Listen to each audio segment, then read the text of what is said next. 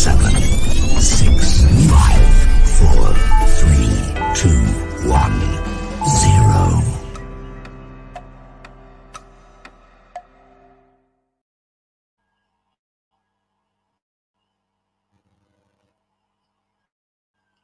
Bismillahirrahmanirrahim. Assalamualaikum warahmatullahi wabarakatuh. Terima kasih kepada teman-teman dimanapun Anda berada, baik di dalam maupun di luar negeri yang saat ini sedang menyaksikan channel Drama Malam, di mana acara kita malam ini yang bertemakan cocok mana Matius pasal 3:15, apakah untuk Paulus ataukah Muhammad SAW. Ya, seperti itu ya teman-teman, tema yang diusung oleh kedua belah pihak.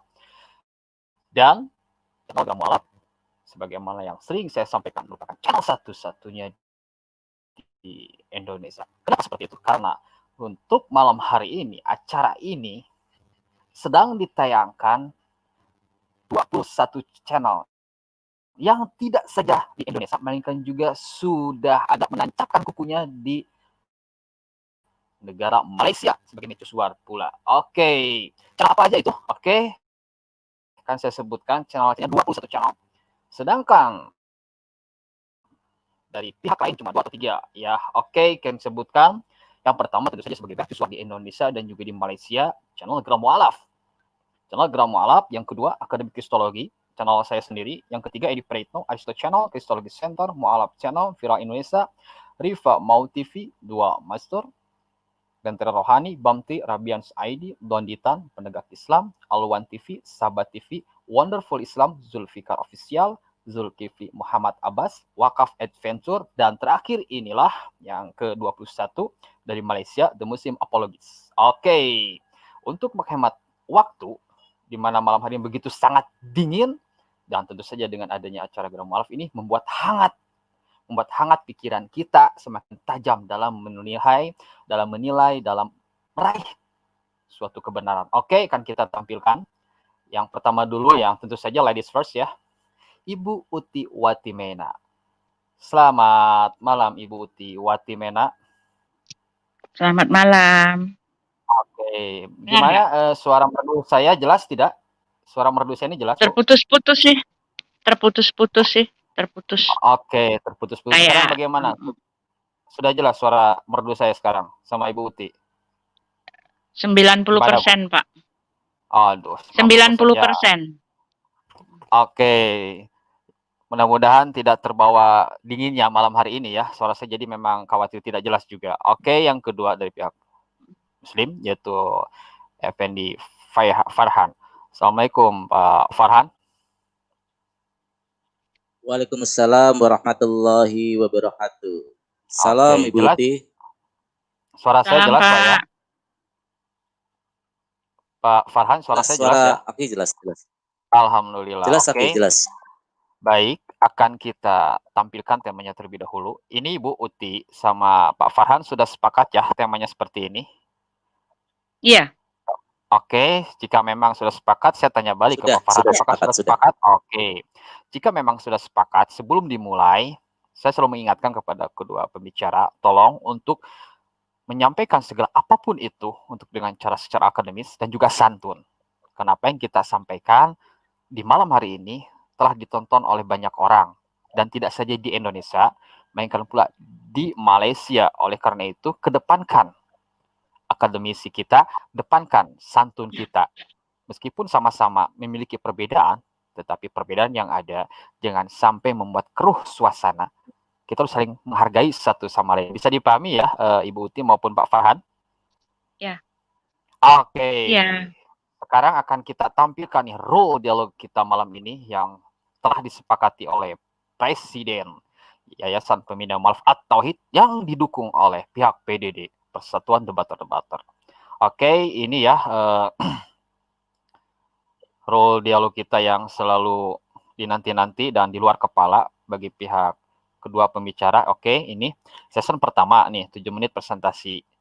Apakah Pak Farhan, apakah Ibu Uti yang duluan? Silahkan, nanti diobrolkan. Session kedua, ketika kedua pembicara telah memberikan pembukaan, telah memberikan gerbangnya dalam memasuki alur pikiran alur pemahaman dari kedua belah pihak tentu saja lebih enaknya itu ada tanya jawab. Layaknya kita makan nasi tanpa adanya lauk pauk tentu saja kurang ngenah gitu kan kalau bahasa sebenarnya kurang enak. Sesi kedua ini 2 menit masing-masing pihak diberikan waktu untuk bertanya, 7 menit diberikan waktu untuk menjawab. Mohon ketika nanti bertanya atau menjawab, tolong hargai pembicara lain. Jangan dipotong seperti itu. Kita kedepankan santunnya ya, seperti itu. Dan itu berulang kali ya, sampai sudah waktu yang disepakati kedua belah pihak. Ketika kedua belah pihak telah memberikan presentasi, telah ada tanya jawab, tetap harus ada penutupan. Harus ditutup acara ini. Biar tidak boring, biar tidak lelah kedua pembicara, khususnya juga moderator, maka harus ditutup 7 menit masing-masing, diberikan kesempatan untuk memberikan penutupan closing statement itu selama 7 menit. Apakah Pak Farhan ataukah Ibu Uti yang memberikan duluan, itu pun bisa dibicarakan. Oke. Ada pertanyaan Pak Farhan maupun Ibu Uti? Enggak, Oke, Pak. sudah cukup jelas. Oke, jika memang sudah cukup jelas, karena memang keduanya sudah berpengalaman di bidang ini, tentu saja akan balik nanya moderator, siapakah yang mau tampil duluan dalam memberikan presentasi? Apakah Ibu Uti Watimena, apakah Pak Farhan? Pak Farhan duluan lah, Pak Farhan first. Nanti saya yang closing. Oke. Biasanya ladies first, sekarang jadi ya bukan ladies first ya. Ya, men first. Oke, siap Pak Farhan. Gentleman. Selama 7 menit Anda berikan presentasinya. Bagaimana, siap Pak Farhan? Insya Allah siap. Ya. Oke, selama 7 menit silakan manfaatkan waktunya. Presentasi silakan dimulai. Monggo. Oke, minta akses share screen.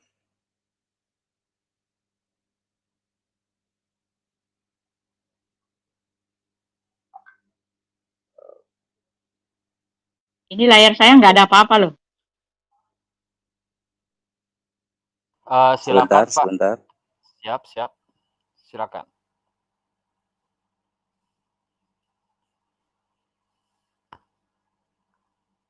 Oke, untuk waktu di pause dulu kayaknya.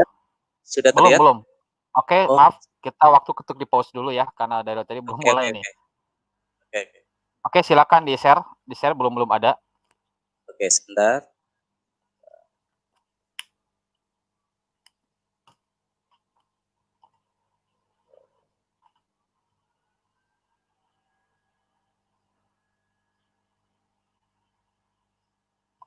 Muncul ya. Oke, dikarenakan menunggu dari Pak Farhan dulu, dan ini waktu pun sudah kita pause gitu kan, jadi sambil menunggu Pak Farhan. Nah, oke, alhamdulillah sudah ada. Oke. Sudah terlihat ya? Sudah, tapi ininya belum ada Pak Farhan. Ini masih seperti ini. Oke. Oh, belum. Oke, udah. Ya. Oke, silakan, ada waktu 6 menit 24 detik Anda manfaatkan. Waktu berjalan, presentasi dimulai. Monggo. Oke, terima kasih. Assalamualaikum warahmatullahi wabarakatuh kepada para netizen. Saya ucapkan banyak terima kasih. Ya, di sini kita akan berdiskusi tentang siapakah sebenarnya yang dimaksud oleh Yesus dalam Matius 7 ayat 15, ya, yang mengatakan bahwa nabi palsu atau rasul palsu di sini. Nah, saya ingin membuktikan kepada Ibu Tiwatimina bahwa yang dimaksud rasul palsu itu adalah Paulus. Matius 7-15 ayat 15, waspadalah terhadap nabi-nabi palsu yang datang kepadamu dengan menyamar seperti domba, tapi sesungguhnya mereka adalah serigala. Serigala yang buas. Artinya di sini ayat 7-15 menjustifikasi bahwa nabi palsu itu adalah di antara para domba-domba. Siapa di antara para domba-domba? Jelas Paulus adalah orang Farisi, yaitu orang di antara domba-domba mereka sendiri, orang di kalangan mereka sendiri, yaitu Paulus. Itu yang alasan pertama. Alasan kedua adalah Paulus adalah perusak agama samawi. Di sini jelas di dalam sebuah ayat yang di Bible, siapakah Paulus? Siapakah yang mengangkat Paulus menjadi rasul? Awalnya Paulus adalah penganut hukum Taurat yang fanatik menurut pengakuannya. Filipi 3:6, tentang kegiatan aku penganiaya jemaat, tentang kebenaran dalam mentaati hukum Taurat aku tidak tercacat. Artinya di sini dia mengakui bahwa dia adalah seorang penganut jemaat atau Taurat, yang artinya dia orang Yahudi Farisi, adalah domba-domba itu sendiri, seperti dalam ayat Matius 7 ayat 15, yaitu bahwa waspadalah terhadap serigala di antara domba-domba. Terus Paulus ini adalah seorang yang suka berputar-putar kata. Artinya di sini dia suka mengatakan bahwa dia orang Yunani, dia orang Roma ya. Seperti di Roma 1:14, aku berutang baik kepada orang Yunani, baik kepada orang terpelajar maupun kepada orang-orang yang tidak terpelajar. Artinya di sini Paulus ini suka berkamuflase terhadap dirinya sendiri untuk mencari sebuah keuntungan. Paulus ini adalah seorang pembunuh pengikut-pengikut Yesus. Ini diakui sendiri oleh Paulus dalam Kisah Para Rasul 8 ayat 3. Tetapi Saulus berusaha membinasakan jemaat itu dan ia memasuki rumah demi rumah dan menyeret laki-laki dan perempuan keluar dan menyerahkan mereka untuk dimasukkan ke dalam penjara. Di sini jelas menyatakan bahwa Pauluslah yang menganiaya dan musuh Yesus sesungguhnya. Itu adalah ayat-ayat, sebagian ayat-ayat yang saya kutip dalam opening statement ini untuk menyatakan kepada Bu Uti bahwa apa yang saya nyatakan ini adalah sebuah kebenaran yang dinubuatkan oleh Yesus sebagai nabi palsu adalah Paulus itu sendiri. Banyak bukti-bukti dan dalil-dalil lain yang nanti bisa saya bagikan di dalam topik tanya jawab nanti. Kita contohkan kepada pertentangan antara yang dibawa Paulus dengan dibawa Yesus. Logikanya, apabila Paulus itu adalah seorang rasul, harusnya apa yang dibawa adalah sesuai apa yang mengutus, yaitu Yesus. Yang di sini dieksistensikan sebagai Tuhan. Tuhan menyuruh ini harus sebagai seorang rasul harus ini juga yang dilaksanakan. Tuhan menyuruh itu juga yang harus dilaksanakan. Tapi berbeda sama sekali dengan apa yang dilakukan oleh Paulus. Contoh, Yesus ya berkata, sesungguhnya aku hanya diutus untuk bangsa-bangsa Israel. Domba-domba tersesat di antara mereka. Artinya di sini, ajaran-ajaran Yesus ini adalah untuk kaum Israel. Tapi di Kisah Para Rasul 11 ayat 13 jelas. Paulus mengatakan, akulah nabi yang diutus untuk seluruh bangsa-bangsa. Kontradiktif sekali gitu. Bagaimana mungkin dia bisa mengaku sebagai rasul, sedangkan apa yang disuruh dan apa yang dilakukan ini bertolak belakang. Jadi ini sangat luar biasa. Kalau sampai Paulus ini dianggap seorang nabi, ya, seorang rasul bagi kaum Kristen. Nah, kita sekarang masuki kepada yang namanya terminologi linguistik dari kata rasul. Rasul ini adalah seorang utusan yang menerima firman dari Tuhan. Nah, Paulus ini tidak pernah bertemu dengan yang sosok Yesus ketika masih hidup. Ketika Yesus masih hidup, justru Paulus ini mengejar, memusuhi dan membunuh seperti ayat yang tadi saya sebutkan di depan. Jadi luar biasa, ketika Yesus mati baru dia menyatakan diri sebagai seorang rasul. Dan ini penuh dengan kecacatan logika di sini. Bagaimana mungkin seorang yang memusuhi dengan tiba-tiba setelah orangnya nggak ada, dia mengaku bahwa saya adalah rasul. Sedangkan ajaran-ajaran yang dibawa oleh dia, ini ajaran-ajaran yang sangat bertolak belakang sama sekali dengan apa yang dibawa oleh Yesus.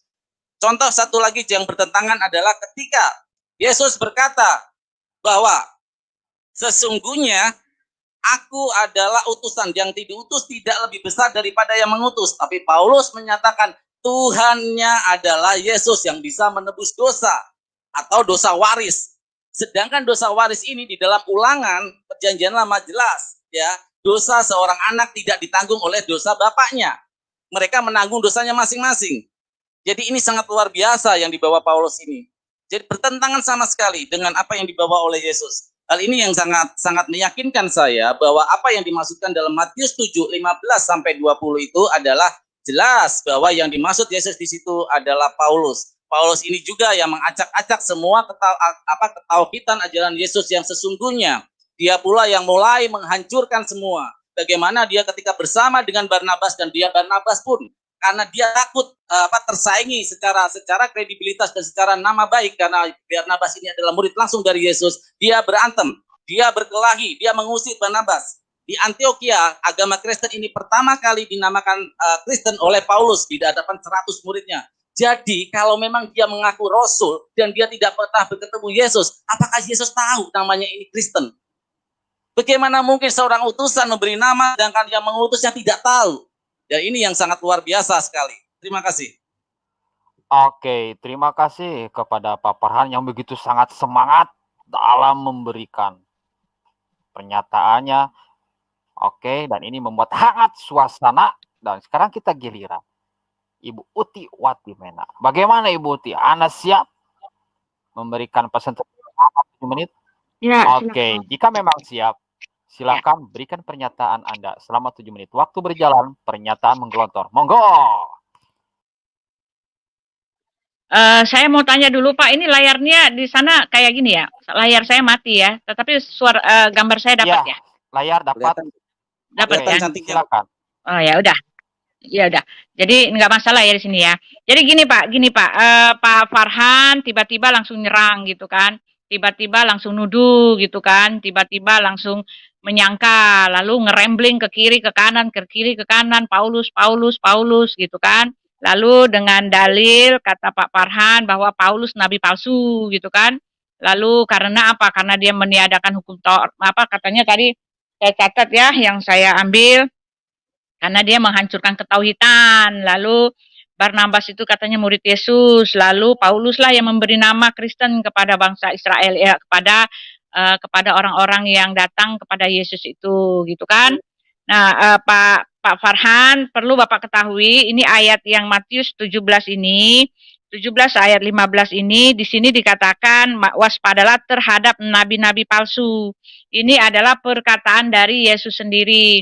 Yang perlu Bapak ketahui adalah ada perbedaan besar antara nabi dengan rasul, Pak. Yang dibicarakan di sini adalah nabi.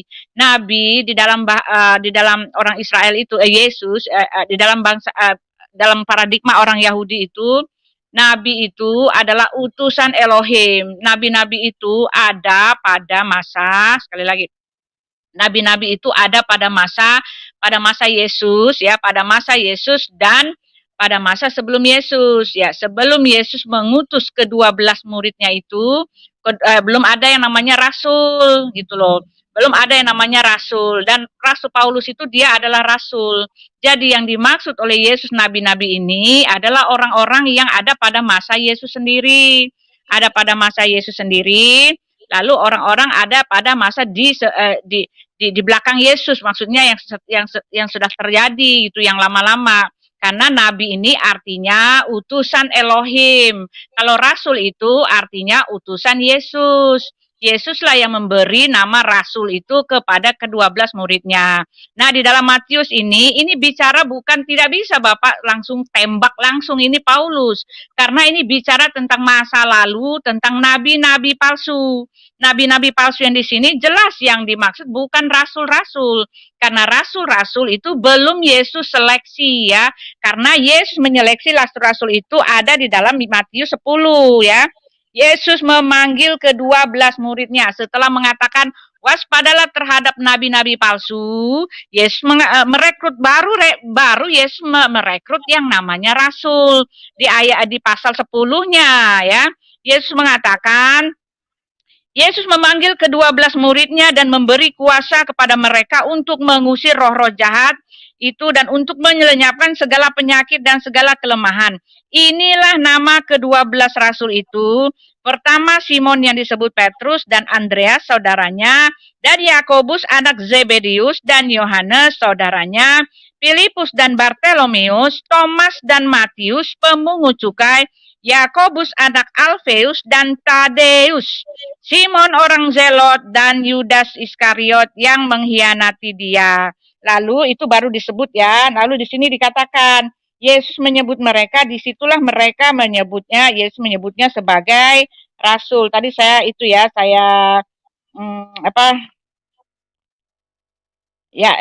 disitulah Yesus menyebutnya sebagai rasul ya. Yesus memanggil ke-12 muridnya dan memberi kuasa kepada mereka untuk mengusir roh-roh jahat dan untuk melenyapkan segala penyakit dan segala kelemahan. Nah itu dia Pak.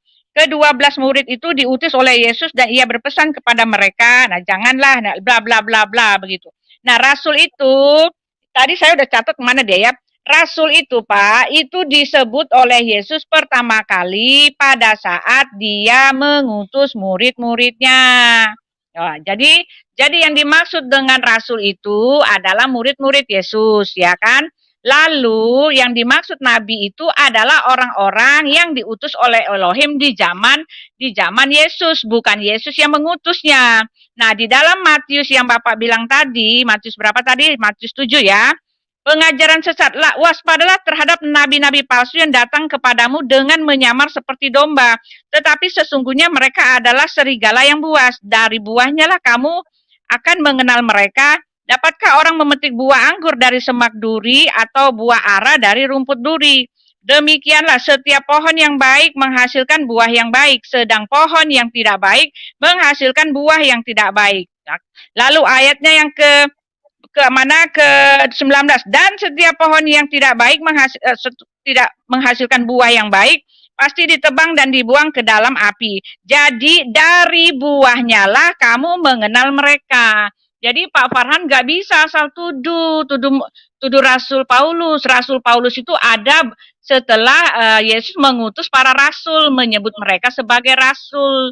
Nggak bisa asal tuduh. Ini tidak kena dengan Paulus, karena Yesus mengatakan dari buahnya lah kamu akan mengenal mereka, gitu loh. Buah yang dihasilkan oleh Paulus adalah kami ini, Pak, jemaat-jemaat yang mengamalkan kasih dan mendirikan gereja dan menyembah Yesus sebagai Tuhan, gitu loh. Lalu ketika Bapak mengatakan karena Rasul Paulus dulu dia adalah seorang teroris, dialah yang di dalam kisah para rasul 8 ya, Bapak mengatakan seperti itu. Memang betul Pak, sebelum itu masa lalu dari Rasul Paulus. Masa lalu Rasul Paulus memang dia menganiaya jemaat, tetapi hasil akhirnya justru dia mati bagi Yesus, itu loh. Justru dia mati bagi Yesus, justru dia hidup untuk Yesus. Dia bahkan mengorbankan hidupnya, tidak kawin dan mengabdikan seluruh hidupnya untuk pelayanan kasih setia dan pemberitaan Injil karya keselamatan Allah. Dan kalau soal yang Bapak mengatakan bahwa dialah yang ngerecokin doktrin orang Kristen, oh enggak Pak.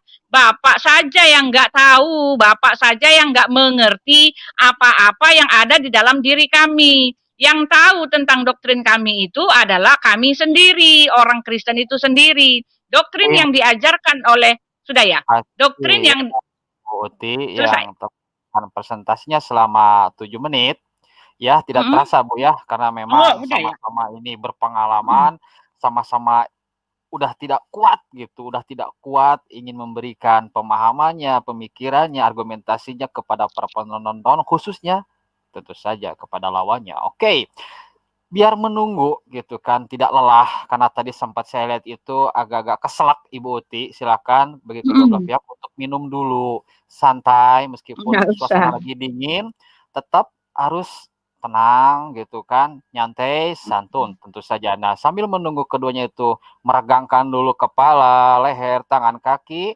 dan biar nggak keselak dulu, silakan untuk minum dulu. Akan kita sampaikan ada informasi. Silakan bagi teman-teman yang memiliki rezeki lebih, silakan salurkan zakat, sodako, infak, dan donasi Anda ke Bank Mandiri Syariah dengan kode bank 451, nomor rekening 11 8 4 kali 9995 atas nama Yayasan Pembina Mu'allaf At-Tauhid, yang bisa nanti teman-teman bisa kontak ke WA atau nomor HP yang di teks perjalanan selama 24 jam untuk konfirmasi. Namun, jika teman-teman ingin ikut membebaskan lahan seluas 6 hektar yang 1 meternya 250.000, jangan lupa sertakan angka 1 di transfernya, di belakangnya angka 1.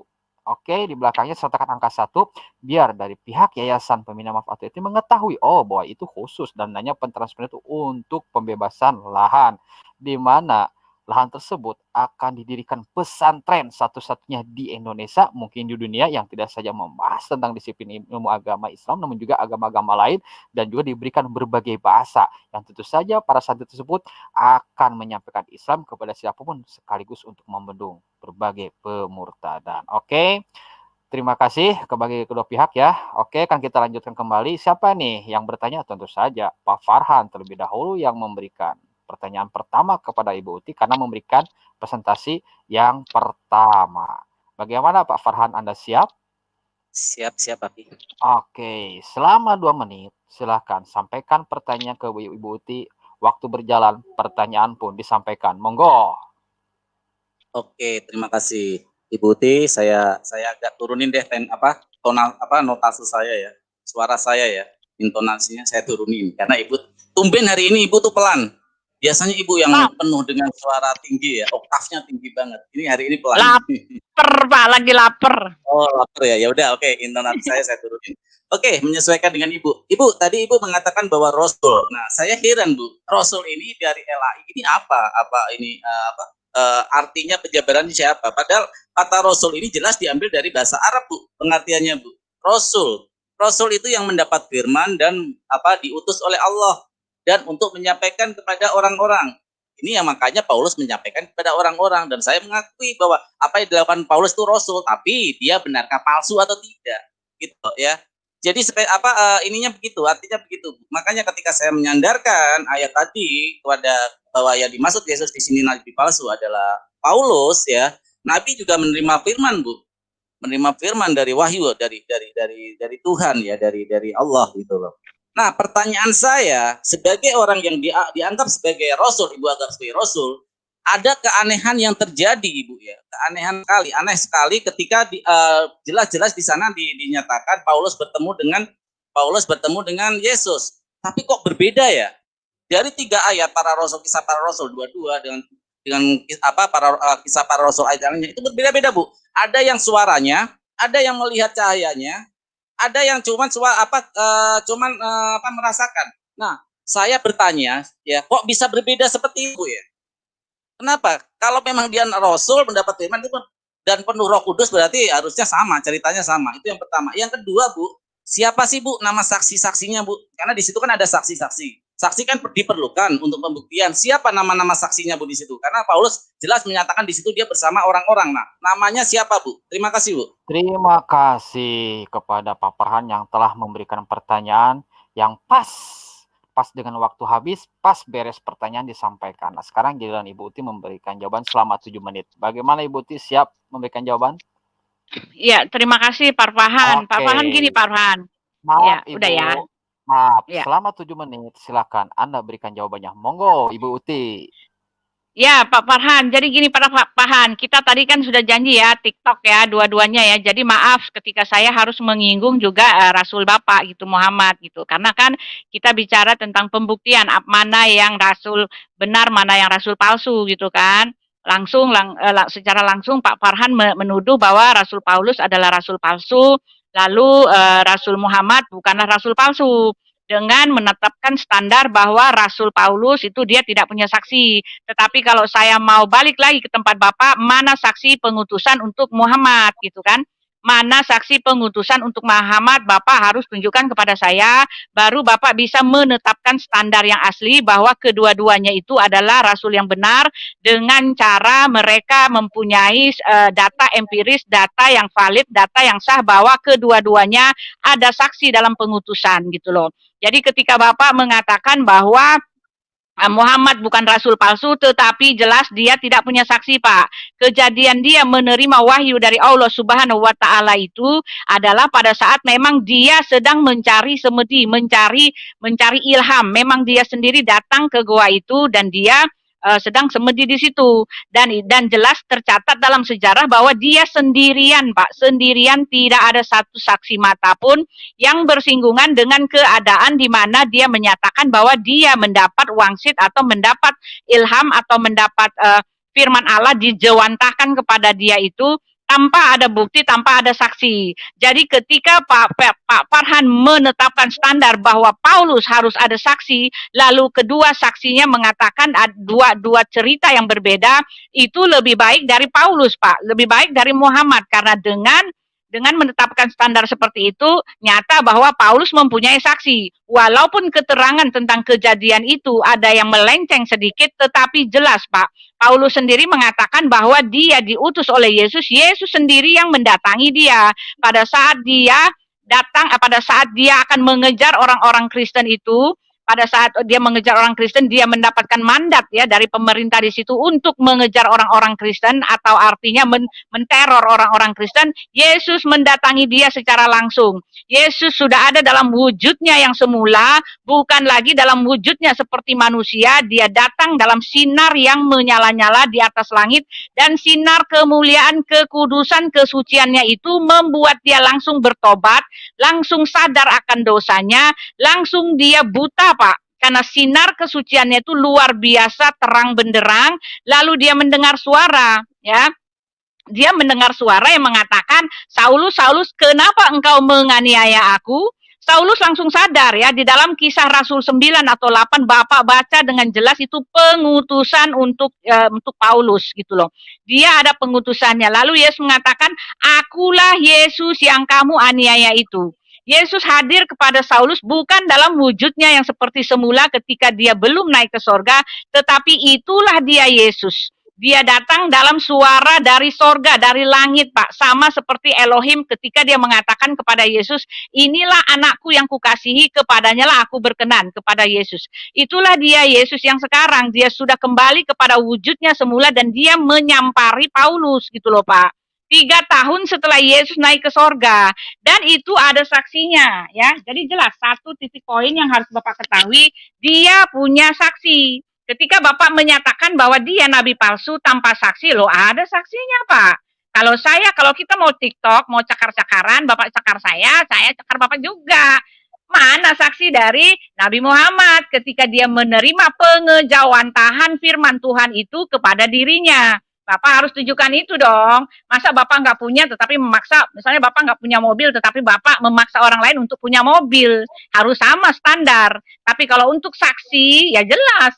Yang jelas Rasul Paulus itu dia adalah saksi. Nah, kembali lagi saya bilang tadi bahwa yang dimaksud dengan nabi-nabi palsu itu adalah orang-orang pada zaman sebelum Masehi, Pak, sebelum Yesus bangkit, sebelum Yesus datang. Karena nabi itu, Pak, artinya orang-orang yang diutus oleh Elohim. Oke, lalu kalau rasul itu artinya orang yang diutus oleh Yesus. Nih ya, kita boleh baca di dalam Lukas 6 ya. Di Lukas 6 itulah saat pertama mereka disebut rasul gitu loh, Pak. Nih, Lukas 6 ayat 13. Jelas dikatakan di situ ya, saya bacakan ya. Ketika hari siang, ia memanggil murid-muridnya kepadanya, lalu memilih dari antara mereka 12 orang yang disebutnya rasul, gitu loh, Pak. Jadi yang dimaksud Yesus Nabi itu adalah orang yang setara Nabi Yeskiel, itu yang diutus Elohim. Nah, rasul itu adalah utusan dari Yesus itu sendiri. Yesus tidak memaksudkan dengan rasul itu. Paulus masuk dalam rasul itu karena dia mendapat pengutusan. Jelas, Pak. Kita baca di dalam Kisah Para Rasul 9 ya, dia mendapat pengutusan dengan langsung, pengutusan yang hebat karena di depan para saksi. Ya, di depan para saksi, walaupun ada yang mengatakan ada yang mendengar tetapi tidak melihat, tetapi satu lagi Paulus mengatakan dia melihat tapi tidak mendengar, ya seperti itu. Itu kan diceritakan kembali, Pak. Yang namanya diceritakan kembali kasus kronologi itu ya pasti ada meleset-melesetnya sedikit. Tetapi soal pengutusannya itu, Pak, pengutusannya itu jelas ya. Ini saya bacakan ya kepada Pak Farhan. Mungkin Pak Farhan belum pernah baca ini ya. Yesus mengatakan begini ya. Sementara itu berkobar-kobar hati Saulus untuk mengancam dan membunuh murid-murid Tuhan. Ia menghadap imam besar dan meminta surat kuasa daripadanya untuk dibawa kepada majelis-majelis Yahudi di Damsyik, supaya jika ia menemukan laki-laki atau perempuan yang mengikut jalan Tuhan, ia menangkap mereka dan membawa mereka ke Yerusalem.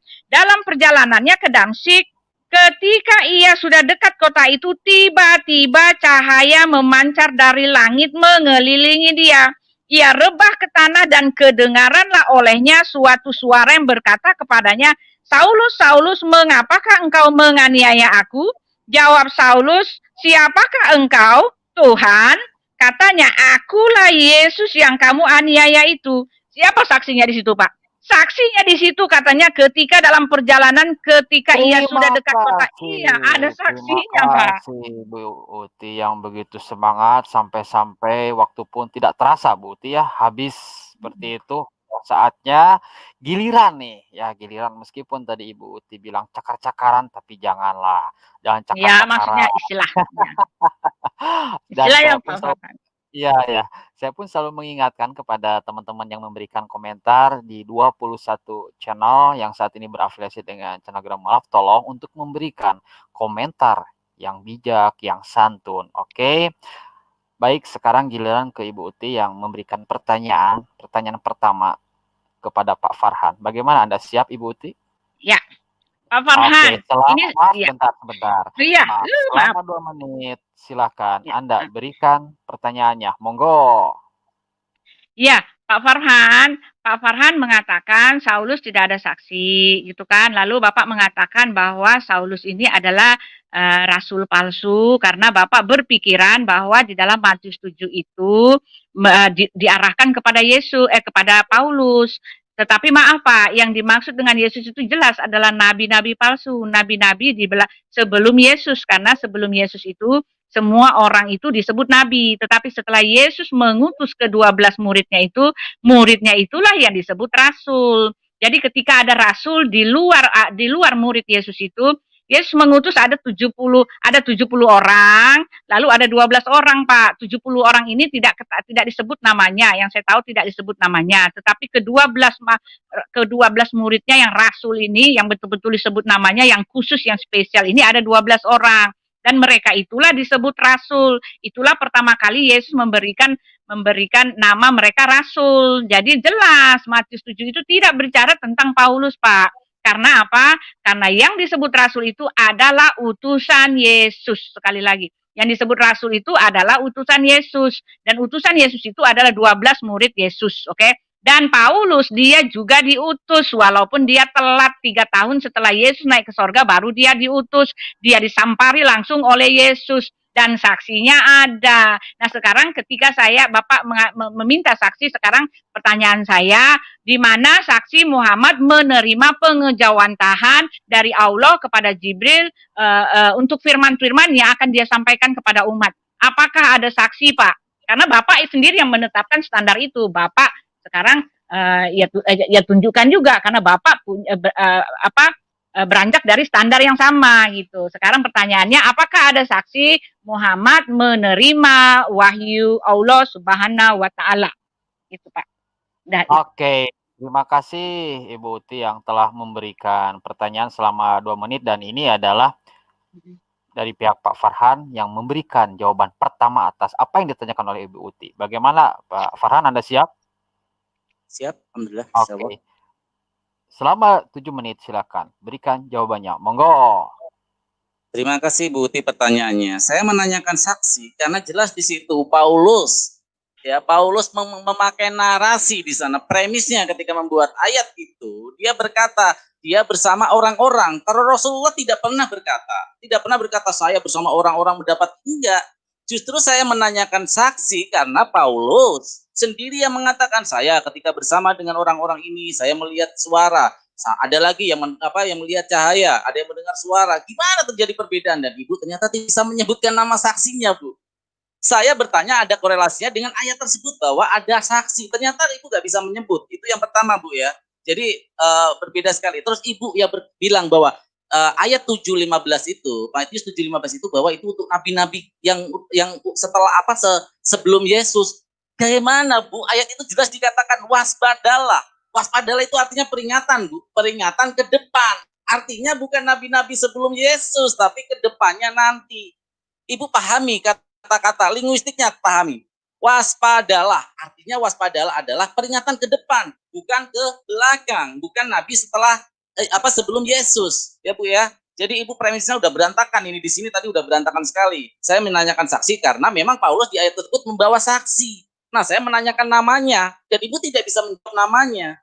Apakah ini cuma pengakuan bohong karena memang sebohong ketika ayat-ayatnya itu saling bertolak belakang padahal satu kejadian? Nggak bisa, Bu. Antara suara dan cahaya ini sangat berbeda sekali. Gimana melihat dengan mendengar? Ini udah berbeda, Bu. Dari panca indera aja udah berbeda, melihat dan mendengar. Jadi apa nih maksudnya? Ya, ini saya kembalikan ke Ibu. Saya menanyakan saksi karena ayat tersebut jelas-jelas Paulus bersama orang-orang di situ. Harusnya ada saksinya. Kalau Rasulullah, saya ceritakan Bu, Rasulullah menjadi seorang rasul atau nabi itu udah jauh hari orang udah banyak meramalkan, Bu. Udah banyak yang tahu karena setiap nabi yang benar, setiap rasul yang benar utusan Allah pasti ada nubuatnya yang dinubuatkan oleh orang-orang sebelumnya. Pertama, dalam usia 12 tahun ketika Rasulullah SAW berdagang, diajak oleh pamannya ke negeri Sam, dia ketemu seorang pendeta Yahudi yang bernama Bakhio. 12 tahun, Bu. Sampai saat ini secara arkeologis Gua Bakhiro masih bisa disaksikan. Itu bukti kuat secara arkeologis. Metode ilmiah apapun ketika masih terdapat bukti arkeologis berarti itu adalah suatu kebenaran. Yang kedua, Bu, di Gua Hiro beliau menerima firman, menerima wahyu pertama kali. Gua Hiro seperti bukti yang saya sampaikan gereja Gua Hiro sampai saat ini masih ada. Secara bukti metodologi ilmiah apapun yang akan dipakai ketika bukti arkeologi itu masih ada, berarti itu ada suatu kebenaran karena tempat dan lokasinya memang benar-benar terbukti ada gitu loh.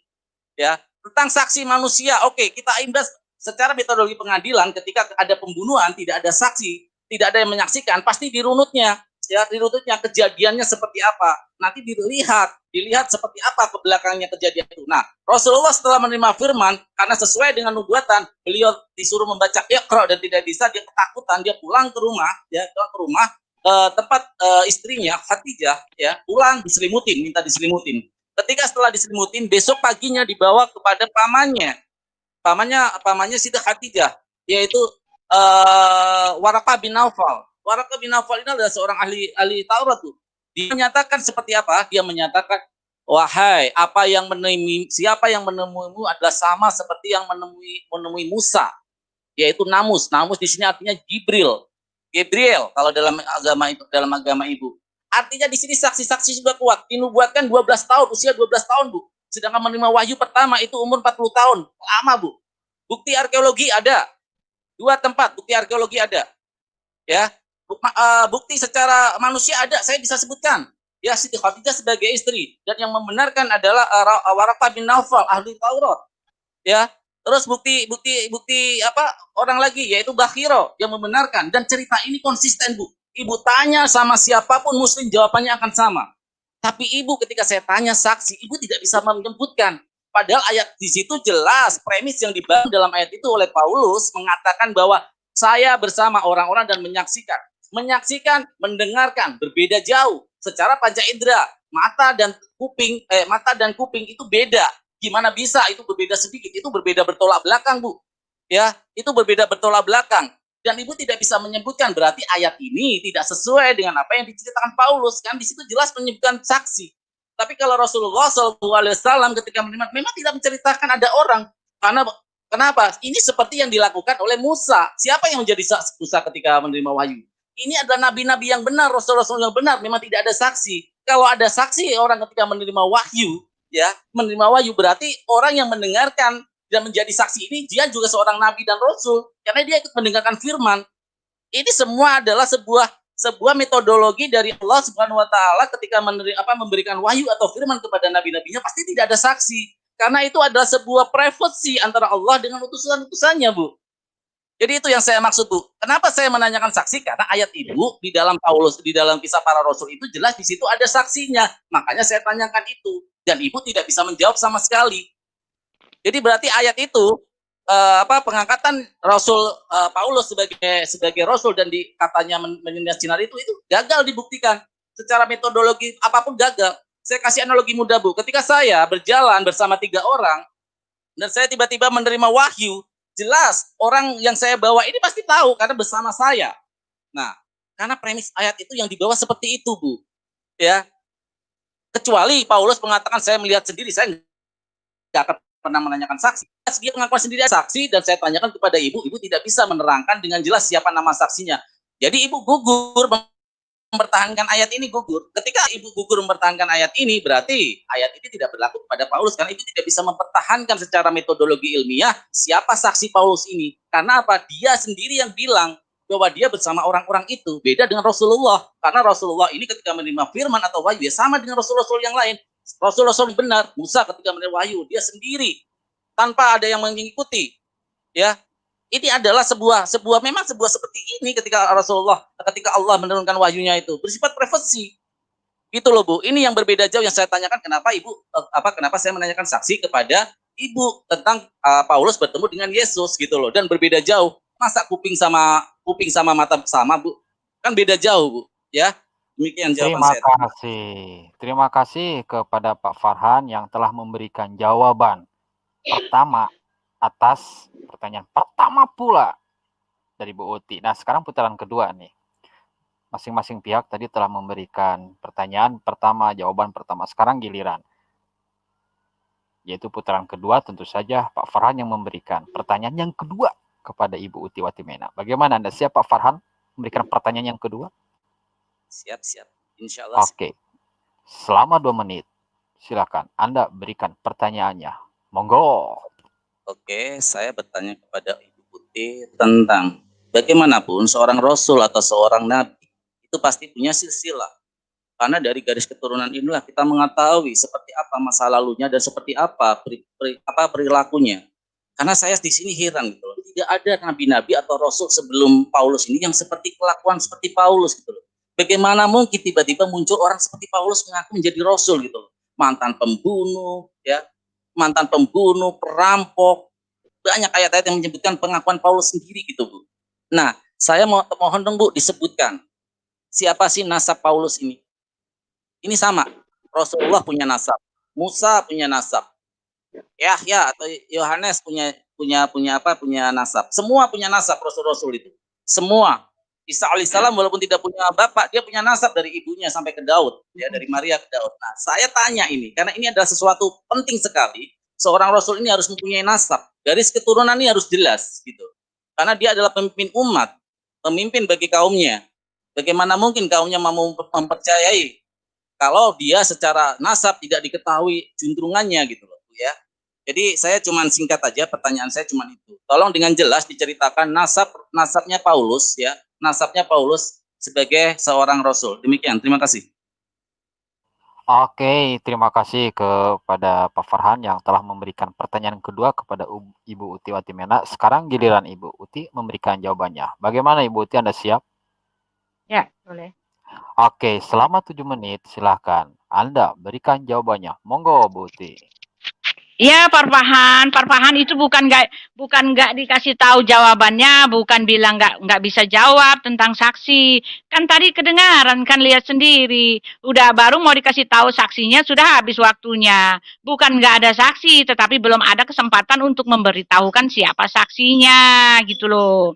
Ya kan? Lah, tetapi Pak Farhan juga nggak menjawab pertanyaan saya dengan tepat, jelas dan benar. Saya minta siapa saksi yang melihat bahwa Allah Subhanahu wa Ta'ala mengejawantakan firman-Nya kepada Rasul Paulus, kepada Muhammad. Bapak hanya memberikan saksi bisu. Semua yang Bapak kasih itu bisu semua, oke? Saksi bisu. Kalau yang begitu Pak, itu artinya hanya mengimani apa yang Bapak percayai, lalu Bapak mencari pembenarannya. Saksi-saksi bisu itu Bapak mengatakan lalu Muhammad pulang ke istrinya dan istrinya merupakan saksi. Oh, tidak bisa. Istrinya itu tidak melihat dengan jelas ketika ada Allah yang mengatakan kepada Muhammad, bacalah. Lalu Bapak mengatakan novel ini bin Novel ya, Ahmad bin Novel kalau nggak salah, itu yang mertuanya itu ya, yang mengatakan, oh kamu itu menerima wahyu dari yang mewahyukan kepada Musa juga, sama oknum, artinya wahyu dari Allah, dari Elohim juga. Tetapi maaf Pak, karakter yang menghampiri Muhammad di Gua Hira itu tidak sama dengan karakter Tuhan kami. Karena ketika Tuhan kami itu mengatakan bacalah, sudah tentu Muhammad akan membaca. Karena ketika Yesus mengatakan bangunlah kepada orang lumpuh, maka orang lumpuh itu bangun, Pak. Jadi itu jelas, itu bukan Tuhan kami, bukan Yesus juga, bukan roh kebenaran itu, bukan juga Elohim yang datang kepada Muhammad. Karena karakternya jelas, ketika dia mengatakan katanya bacalah, tetap saja firman itu tidak hidup. Oke, karena Tuhan kami itu firman, Pak. Firman itu hidup. Ketika dia berkata-kata bacalah, ya maka ada kuasa di situ, dia bisa baca. Tetapi kenyataannya Muhammad tidak bisa baca. Tetapi jelas itu bukan Tuhan kami, bukan Gibril, bukan Elohim, bukan pula Yesus yang datang dalam rohnya kepada Muhammad. Jelas dia bukan utusan Elohim, bukan pula utusan Yesus, bukan pula utusan Elohim. Nah, ketika Bapak menanyakan mana saksinya, Ibu Uti tidak bisa memberikan saksi gitu kan? Tadi bilangnya begitu. Saya bukan nggak bisa kasih saksi, Pak. Orang di bawahnya langsung ada kok itu. Di dalam Kisah Rasul 9, ayat itu kan tadi di bawahnya langsung dikatakan di sini. Di Damsyik ada seorang murid Tuhan bernama Ananias. firman Tuhan kepadanya dalam suatu penglihatan. Ananias jawabnya, ini aku Tuhan. Ya kan? Firman Tuhan, mari pergilah ke jalan bernama Jalan Lurus dan carilah di rumah Yudas seorang dari Tarsus yang bernama Saulus. Ia sekarang berdoa dan dalam suatu penglihatan ia melihat bahwa seorang yang bernama Ananias masuk ke dalam dan menumpangkan tangannya ke atasnya supaya ia dapat melihat. Tuh, Yesus bukan hanya mengatakan seperti itu, tetapi dia tindak lanjut, dia follow up kepada Paulus itu. Lalu, dan ia datang kemari, mana dia? Jawab Ananias, Tuhan, dari banyak orang yang telah kudengar tentang orang itu, betapa banyaknya kejahatan yang dilakukannya terhadap orang-orang kudusmu di Yerusalem. Dan ia datang kemari dengan kuasa penuh dari imam-imam kepala untuk menangkap semua orang yang memanggil namamu. Tetapi firman Tuhan kepadanya, pergilah sebab orang itu adalah alat pilihan bagiku untuk memberitakan namaku kepada bangsa-bangsa lain serta raja-raja dan orang-orang Israel. Itu Pak. Bukan cuma saksi, tetapi pernyataan langsung dari Yesus, dari Elohim, yang mengatakan bahwa dia punya maksud tersendiri buat Paulus itu. Dia menyuruh Ananias. Ananias ini adalah nabi. Lalu ketika dia datang, dia pergi untuk membunuh orang-orang Kristen itu juga dia kan bersama dengan yang lain, Pak. Enggak sendirian gitu loh. Lalu Ananias itu saksi mata yang hidup bahwa dia itu disuruh untuk melayani Paulus untuk mencelekkan matanya. Kuasa ilahi itu dinyatakan kepada Paulus. Setelah Ananias datang kan matanya dicelekkan gitu loh Pak. Lalu di sini dengan jelas ada pernyataan langsung dari Elohim yang mengatakan bahwa firman Tuhan mengatakan, tetapi firman Tuhan kepadanya, pergilah sebab orang itu adalah alat pilihan bagiku untuk memberitakan namaku kepada bangsa-bangsa lain. Bapak mengatakan, Paulus ngacak-ngacak doktrin orang Kristen karena Yesus sendiri mengatakan bahwa Yesus itu diutus hanya untuk orang Israel. Tetapi maaf, ini Yesus sendiri yang mengatakan, pergilah sebab orang itu adalah alat pilihanku untuk memberitakan namaku kepada bangsa-bangsa lain, Pak. Jadi semua pernyataan Bapak itu cuma Bapak nggak tahu aja. Yang jelas, yang dimaksud Yesus Nabi palsu itu bukan rasul, Pak. Bapak mau terima atau tidak, saya tidak peduli loh. Bukan maksudnya, Bapak mau terima atau tidak, itu hak Bapak gitu loh. Tetapi yang dimaksud Yesus Nabi itu beda, Pak. Karena Nabi itu adalah utusan Elohim. Dan mereka pada waktu itu banyak, Pak. Dan untuk yang ke depan itu, nabi-nabi palsu itu, Yesus tidak bicara tentang untuk yang ke depan, Pak. Karena Yesus belum mengutus ke-12 muridnya. Ke-12 muridnya itu barulah disebut dengan nama Rasul. Jadi ini nggak kena buat Paulus. Karena di dalam Matius 7 itu juga dikatakan, dari buahnya lah kamu mengenal mereka. Dari buah apa, Pak? Dari buahnya kamu mengenal mereka. Dari hasil pelayanan Paulus itu tidak ada pertentangan hati nurani, Pak. Ya, agama yang benar itu tidak ada pertentangan hati nurani. Bahkan Pauluslah yang satu-satunya mengajarkan berhati nurani gitu loh. Dia dari buahnya lah, buah pelayanan Paulus itu besar sekali, Pak. Ya kan? Jadi nggak bisa Bapak salahkan, tuduhkan ini bahwa ini adalah Paulus. Lalu apalagi Bapak mengatakan tadi, yaitu Bapak mengatakan apa tadi? Banyak sekali Bapak mengatakan begini ya. Bapak mengatakan siapa saksi-saksi? Itu tadi ya, Ananias sudah ada ya Pak ya. Lalu Bapak mengatakan Barnabas itu adalah murid Yesus. Maaf Pak, Barnabas itu baru. Terima kasih Bu Uti yang tidak terasa selama 7 menit memberikan jawaban kepada Pak Farhan. Nah sekarang giliran Ibu Uti masuk ke dalam putaran kedua, yaitu memberikan pertanyaan yang kedua kepada Pak Farhan. Bagaimana Ibu Uti, siap memberikan pertanyaan kedua? Oke, selama 2 menit silakan Anda berikan pertanyaannya. Monggo. Ya, pertanyaan saya Pak, rasul-rasul yang diutus oleh Yesus itu mereka diperlengkapi ya kan? Mereka diperlengkapi dengan tanda-tanda. Tidak ada rasul, tidak ada nabi yang tidak diperlengkapi karena itulah ciri khas ya. Itulah tanda yang mengatakan bahwa mereka itu berasal daripada Tuhan. Itulah tanda yang menunjukkan bahwa memang mereka itu utusan Tuhan. Allah bekerja dengan sangat sempurna. Elohim bekerja dengan sangat sempurna. Lalu Yesus juga bekerja dengan sangat-sangat sempurna. Ketika dia mengutus rasulnya, dia memberikan tanda. Sekarang pertanyaan saya, adakah tanda utusan yang diberikan Allah Subhanahu wa taala terhadap terhadap Muhammad ketika dia mengejawantahkan firman-Nya kepada Muhammad? Adakah tanda itu, Pak? Tanda utusan itu yaitu mujizat. Karena jelas di dalam Al-Ankabut 29 ayat 50, Muhammad sendiri mengaku bahwa dia tidak punya tanda itu, Pak. Dia tidak punya tanda pengutusan itu. Dan orang-orang kafir Mekah berkata, mengapa tidak diturunkan kepadamu mujizat dari Tuhannya? Katakanlah, sesungguhnya mujizat itu terserah kepada Allah. Dan sesungguhnya aku hanya seorang pemberi peringatan yang nyata. Jadi jelas, Pak, Muhammad tidak punya tanda ilahi. Dia tidak punya saksi. Yang Bapak ceritakan tadi adalah saksi-saksi bisu, Pak. Bagaimanapun cara Bapak mencari pembenaran untuk itu, tetap bunyinya saksi bisu, Pak. Gitu kan? Nah, kalau kami, Paulus saksi hidup. Dia disuruh Tuhan langsung, dan Tuhan berkata bahwa Paulus itu akan dipakai untuk bangsa-bangsa, gitu loh, Pak. Itu pertanyaannya, Pak. Ya, mana tandanya? Tanda pengutusan itu, gitu. Oke, terima kasih kepada Ibu Uti ya yang telah memberikan pertanyaan yang kedua kepada Pak Farhan, dan ini jawaban kedua pula dari Pak Farhan yang disampaikan untuk Ibu Uti Watimena. Bagaimana Pak Farhan, Anda siap memberikan jawaban selama 7 menit? Oke, siap. Oke, selama 7 menit silakan Anda berikan jawabannya. Monggo. Oke, terima kasih. Jadi pertanyaan saya nggak dijawab. Ada pertanyaan saya tadi adalah nasab Paulus. Sama sekali nggak disentuh sama Ibu Putih.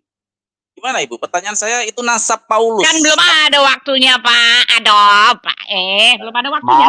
Gampang. Saya ini duluan, betul. Silakan dilanjut. Oke, jadi nasab Paulus tidak dijawab ya.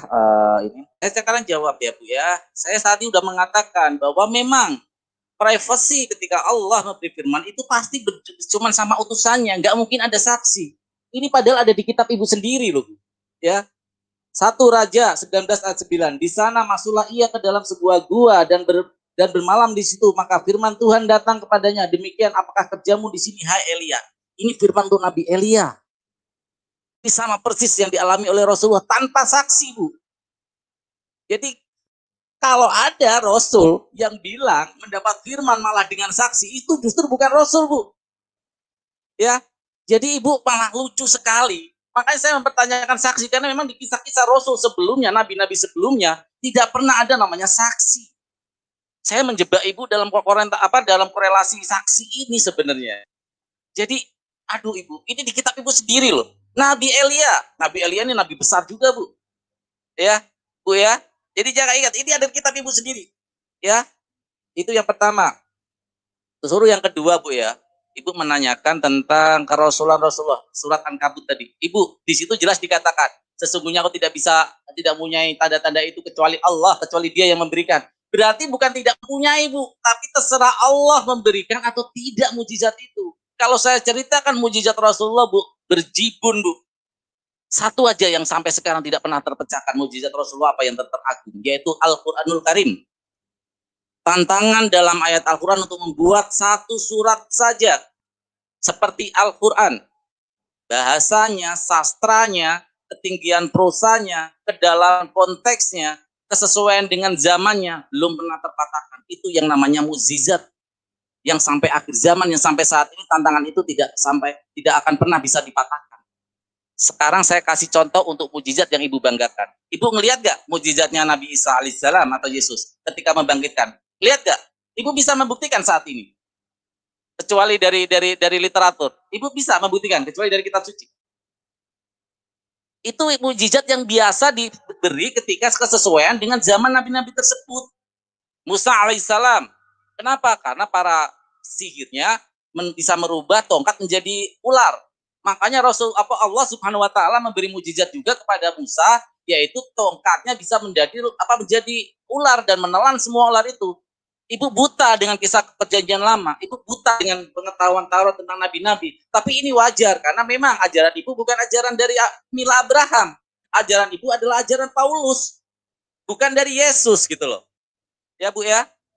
Kalau ibu dari ajaran-ajaran Yesus, pasti dia tidak akan pernah mempertanyakan saksi. Saya menanyakan saksi karena saya akan menjebak ibu dalam sebuah korelasi yang berbeda sendiri. Tidak ada saksi dia dalam kerasulan sebelumnya itu tidak ada saksi, Bu. Dan Paulus ini membuat ayat dia bersama-sama orang ketika melihat cahaya, ketika mendengar suara. Ya, itu Ibu ya. Saya kasih bukti lagi Bu ya. Tentang nabi ini kan, rasul ini kan harusnya mempunyai buah yang baik Bu ya. Buah yang luar biasa, buah yang harus sesuai dengan apa? Sesuai dengan pribadinya. Ini Paulus ini pembohong Bu gitu loh. Atau kadang-kadang dia mengaku bodoh, dia mengaku tidak pantas menjadi rasul. Banyak ayat-ayat yang menyatakan seperti itu. 2 Korintus 12:11. Sungguh aku telah menjadi bodoh, tetapi kamu yang memaksa aku. Bayangin Bu, ini surat Paulus sendiri loh ya, di Korintus nih. Sedang kamu memaksa aku. Dia seperti dipaksa untuk menjadi seorang rasul, Bu. Ya, aku tidak pantas menjadi sebenarnya aku tidak pantas menjadi seorang rasul. Itu di ayat selanjutnya di ayat yang lain. Tidak ada dalam sejarah rasul-rasul itu berbicara seperti itu, Bu. Nggak ada sama sekali. Oh, aku nggak pantas jadi rasul. Jangan dong. Ini seolah-olah nabi rasul ini jabatan main-main gitu loh. Bahkan Paulus mengatakan bahwa darah Yesus adalah sebagai penebusan dosa. Bayangin, luar biasa nih. Ini bidat paling luar biasa dari Paulus ini. Terus saksi Tuhan melayang-layang. Saksi Tuhan melayang-layang. Apa maksudnya saksi Tuhan melayang-layang di kitab Ibu? Bu.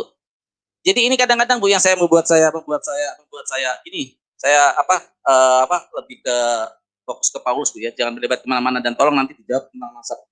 Ketika Rasulullah Shallallahu Alaihi Wasallam menerima wahyu di Gua Hiro, ini sama kesesuaiannya dengan apa yang diterima Elia. Karena apa? Sebuah kisah, sebuah perintah itu pasti akan kesesuaian dengan nabi-nabi sebelumnya. Jadi ketika Rasul Paulus mengaku membawa saksi, justru ini bertolak belakang dengan apa yang biasa dilakukan oleh Allah. Tuhan Elohim juga di zaman perjanjian lama, Bu. Banyak kisah-kisah Paulus menggunakan sifat-sifat munafiknya untuk melindungi ayat-ayatnya yang benar-benar sangat luar biasa, gak masuk akal gitu. Kalau Bu, Yesus itu memang sebagai pengutus yang Ibu klaim bahwa dia adalah mengutus Rasul Paulus ya, harusnya ajarannya sama Bu. Ketika Yesus hidup itu harusnya sama apa yang diajarkan oleh Paulus. Tapi kita bisa lihat sendiri. Sesungguhnya aku tidak akan menghilangkan hukum Taurat ya, satu iota pun tidak akan aku rubah sampai langit runtuh. Tapi apa yang dilakukan Paulus Bu?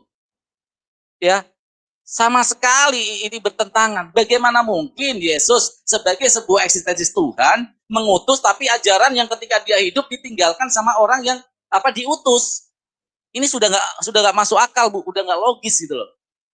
Jadi kalau Ibu meminta bukti saksi Rasulullah, justru saya komparasi dengan apa yang ada di dalam kitab perjanjian lama, bahwa semua rasul-rasul, semua nabi-nabi sebelumnya tidak pernah ada namanya saksi. Kalau semua itu metodenya yang lama itu semua seperti itu, tiba-tiba ada nabi satu yang mengaku rasul bertemu dan dia membawa saksi, justru ini perlu dipertanyakan gitu loh. Ini teori dari mana? Ini adat dari mana gitu loh? Apakah Allah tidak konsisten? Apakah Tuhan tidak konsisten? Kan tidak mungkin, Bu. Ya Bu ya, demikian jawaban saya Bu. Terima kasih. Oke, terima kasih kepada Pak Farhan yang telah memberikan jawaban selama 7 menit atas apa yang ditanyakan oleh Ibu Uti Watimena. Namun demikian ya, ternyata kita bisa melihat bahwa kedua pembicara ini sama-sama sepakat. Ya, sama-sama sepakat untuk tidak sepakat dalam banyak hal. Dan tidak ada kesamaan sama sekali. Namun demikian, jika teman-teman nih pengen seperti tampil untuk memberikan pernyataannya, untuk berdialog dengan yang beda keyakinannya, silahkan teman-teman untuk daftarkan diri menjadi pembicara di channel Gram Mu'alaf one by one ke nomor WA ini ya, cukup chat, tidak usah telepon, atau bisa juga ke link ini ya. Teman-teman silakan daftarkan diri Anda. Jadi siapapun Anda, baik itu pihak perempuan maupun laki-laki dipersilahkan untuk tampil seperti itu. Tampil sebagaimana yang dilakukan oleh Pak Farhan dan Ibu Uti di malam hari ini. Namun demikian, kami tidak menerima siapapun orangnya, siapapun Anda ketika menyampaikan sesuatu menggunakan avatar. Jadi jika memang takut ketahuan relasi, bisa ditutup dengan buff atau masker. Cukup moderator saja yang menggunakan avatar. Oke, kita lanjut putaran ketiga nih. Di mana putaran ketiga ini akan dilewati oleh Pak Farhan dan tentu saja ini pertanyaan terakhir yang disampaikan Pak Farhan kepada Ibu Uti. Bagaimana Pak Farhan, Anda siap? Siap. Oke, selama 2 menit silakan manfaatkan waktunya.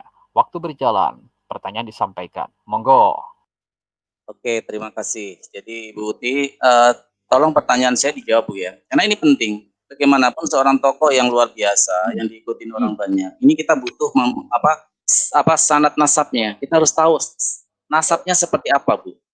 Jadi tolong dijelaskan karena Ibu satu tadi udah gugur dalam sebuah mempertahankan ayat itu ya. Yang pertama, yang kedua ini nasab. Ini Ibu belum jawab juga. Tolong rinciin ayatnya. Saya karena Ibu kalau memang Ibu bertanya kepada saya tentang nasab Rasulullah, saya akan jawab dengan apa? Dengan jelas. Ya. Nabi Musa juga punya nasab. Nabi Isa alaihissalam, Yesus yang Ibu sebagai Tuhan kan, itu juga punya nasab. Nah, Paulus ini nasabnya seperti apa ini Paulus ini? Nah, ini yang saya fokuskan gini, karena apapun ini yang kita perbincangkan, kita perdebatkan ini, itu akan bermuara tetap pada tokoh gitu loh, pada sosoknya. Nah, kalau sosoknya aja meragukan, buat apa kita debatkan? Jadi tolong perjelas dulu sosok Paulus ini.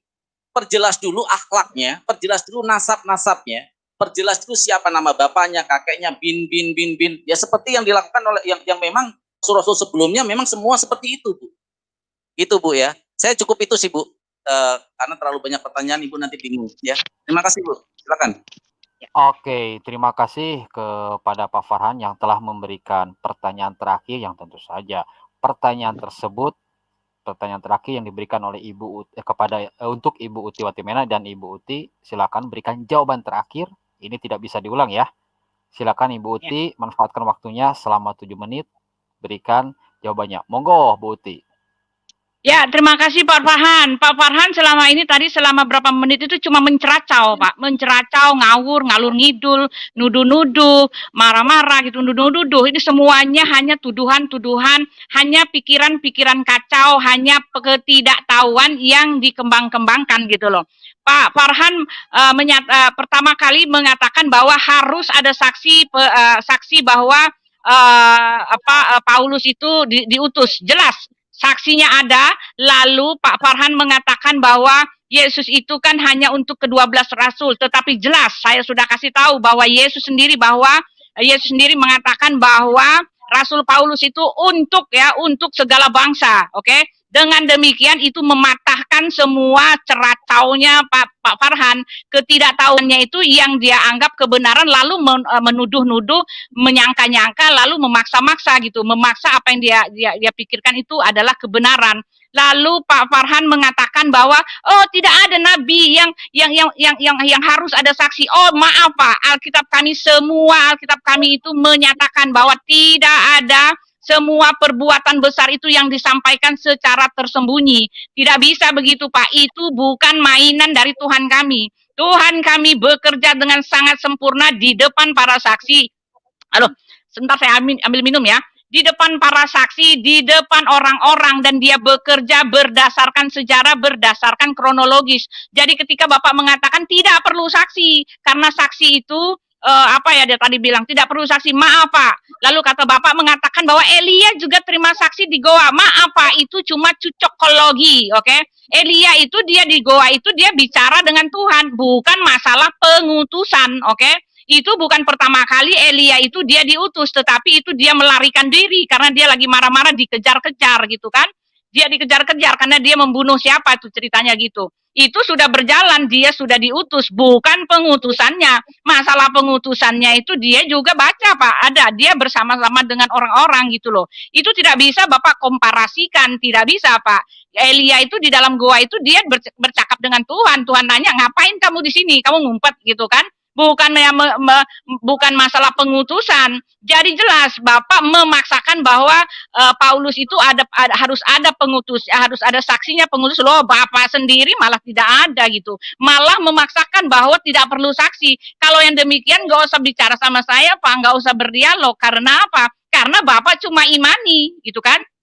Karena cuma imani, lalu Bapak jadikan iman Bapak itu sebagai data empiris, data valid dan akademis gitu loh. Kalau akademis kita harus bicara saksi, ya saya tunjukkan saksinya. Saksinya justru dipakai oleh Tuhan dan berbicara langsung kepada Yesus gitu loh.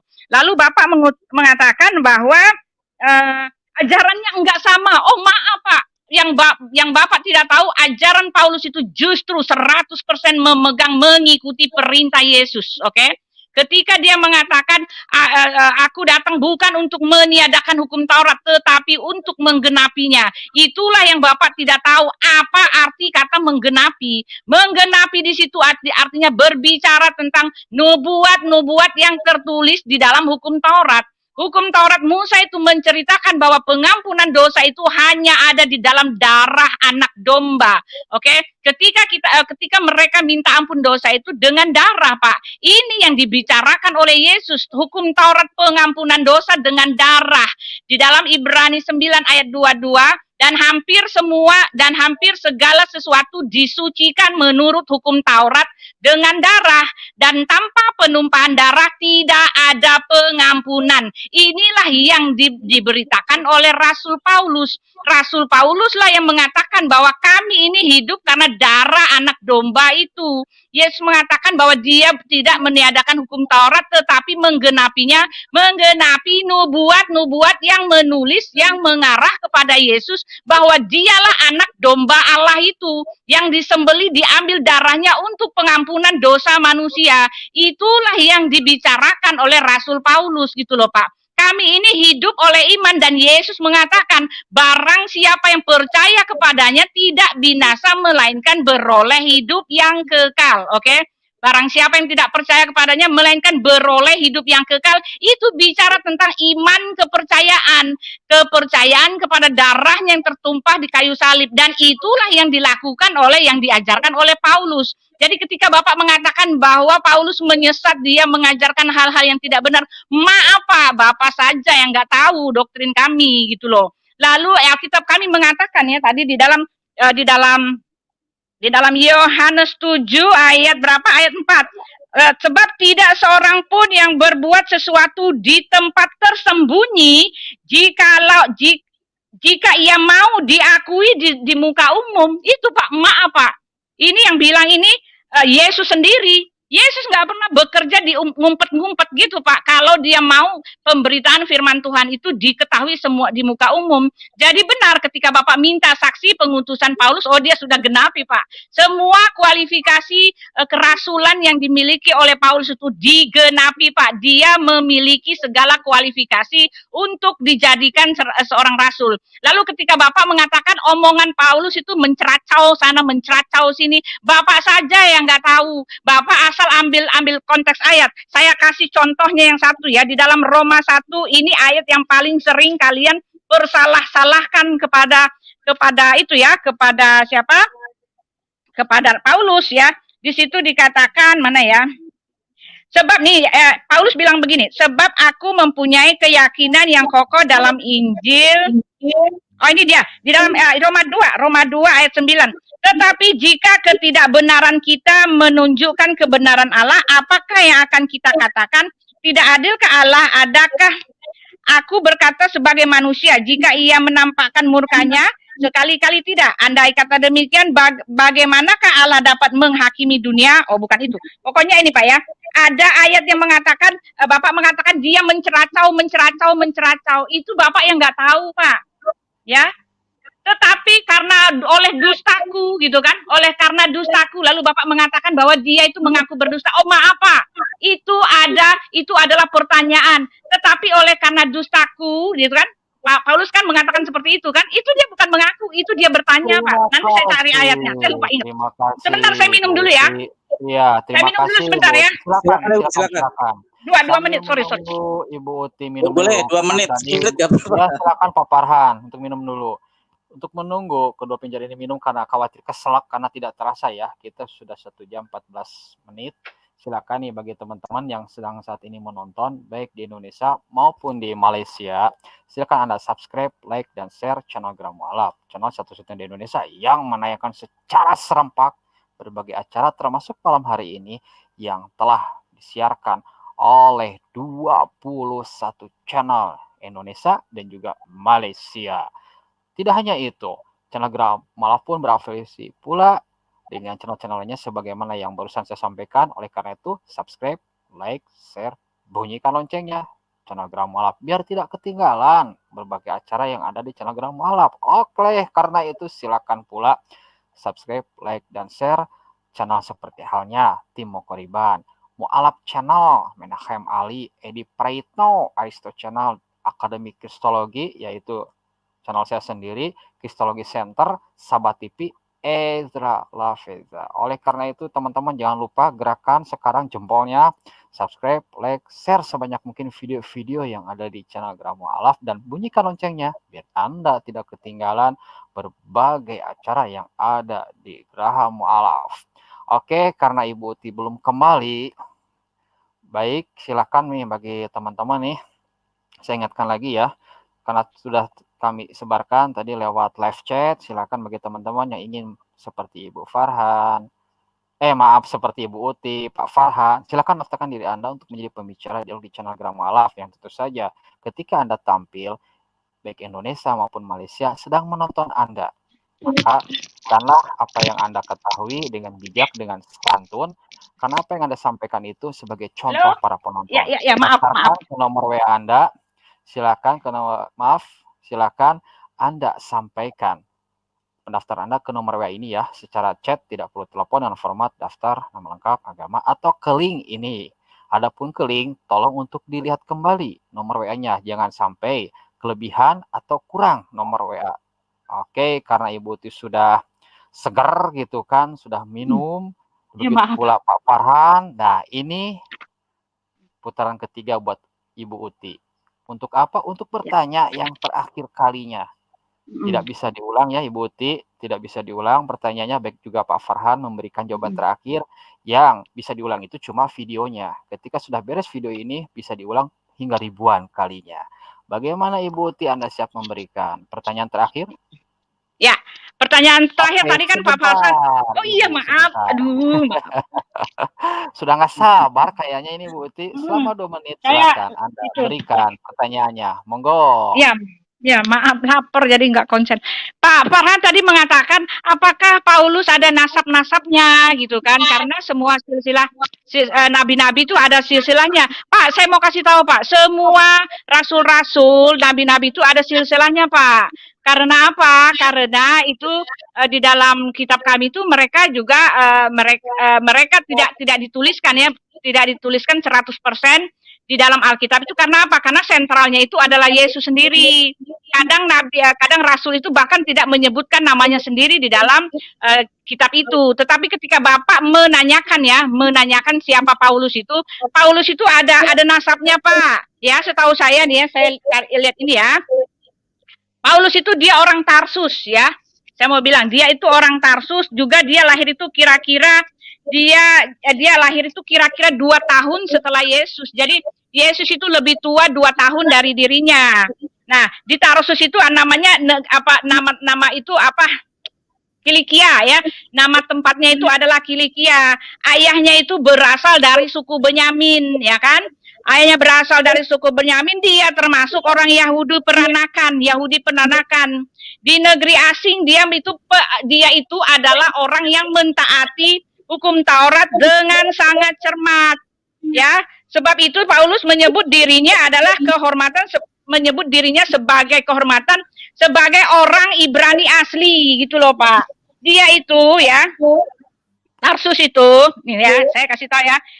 Ininya ya, ayatnya mana ya, sebentar. Ya, jadi kalau Bapak nanyakan siapa dia, dia itu orang Tarsus, tinggal di Kilikia. Ayahnya berasal dari suku Benyamin. Dia apalagi di situ. Saulus waktu dia masih kecil, dia itu tertarik dengan kebudayaan Yunani. Oke? dan dia lebih suka dengan perlombaan olahraga. Lalu dia Terima itu kasih, Ibu Uti. Terima banyak harus diomongin. kasih. Terima Ya. kasih. Ya, saya tadi sudah mengingatkan ke Ibu Uti gitu kan. Ibu Uti ini 2 menit untuk bertanya. Oh Bukan iya. untuk presentasi. Ya, tidak apa-apa. Karena Ibu Uti tadi sudah beberapa kali menyampaikan bahwa Ibu Uti ini lagi lapar, makanya konsentrasinya pecah gitu kan. Tidak apa-apa. Jadi bagi teman-teman nih yang lagi menonton saat ini jangan sampai telat makan, khawatir nanti kayak Ibu Uti gitu kan. Jadi konsentrasinya pecah, tidak apa-apa Ibu Uti. Nanti bisa diulang ya beberapa episode yang akan mendatang. Baik Ya. Pak Farhan, Anda siap memberikan pernyataan karena tidak ada pertanyaan? Silakan. Pak Farhan, selamat Oke. menit. Anda sampaikan. Oke, terima kasih. Jadi saya bingung mau jawab apa ya, karena pertanyaan nggak ada gitu loh. Apa yang mau saya jawab gitu. Tapi saya ini deh, saya jawab tentang tadi ya, yang tadi dia bilang bahwa ajaran Paulus ini adalah menggenapi ajaran Yesus. Bu, Ibu seorang guru pasti tahu arti menggenapi. Menggenapi itu tidak mengurangi satupun, Bu. Artinya ketika ada 9, menggenapi itu jadi 10, Bu. Ya. Jadi ini saya kasih, Bu ya, saya kasih ini ya. Saya screen dong, mau akses saya screen.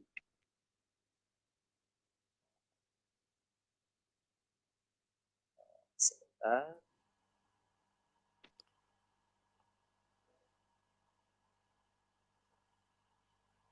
Saya itu apanya kameranya nggak ada. Silakan.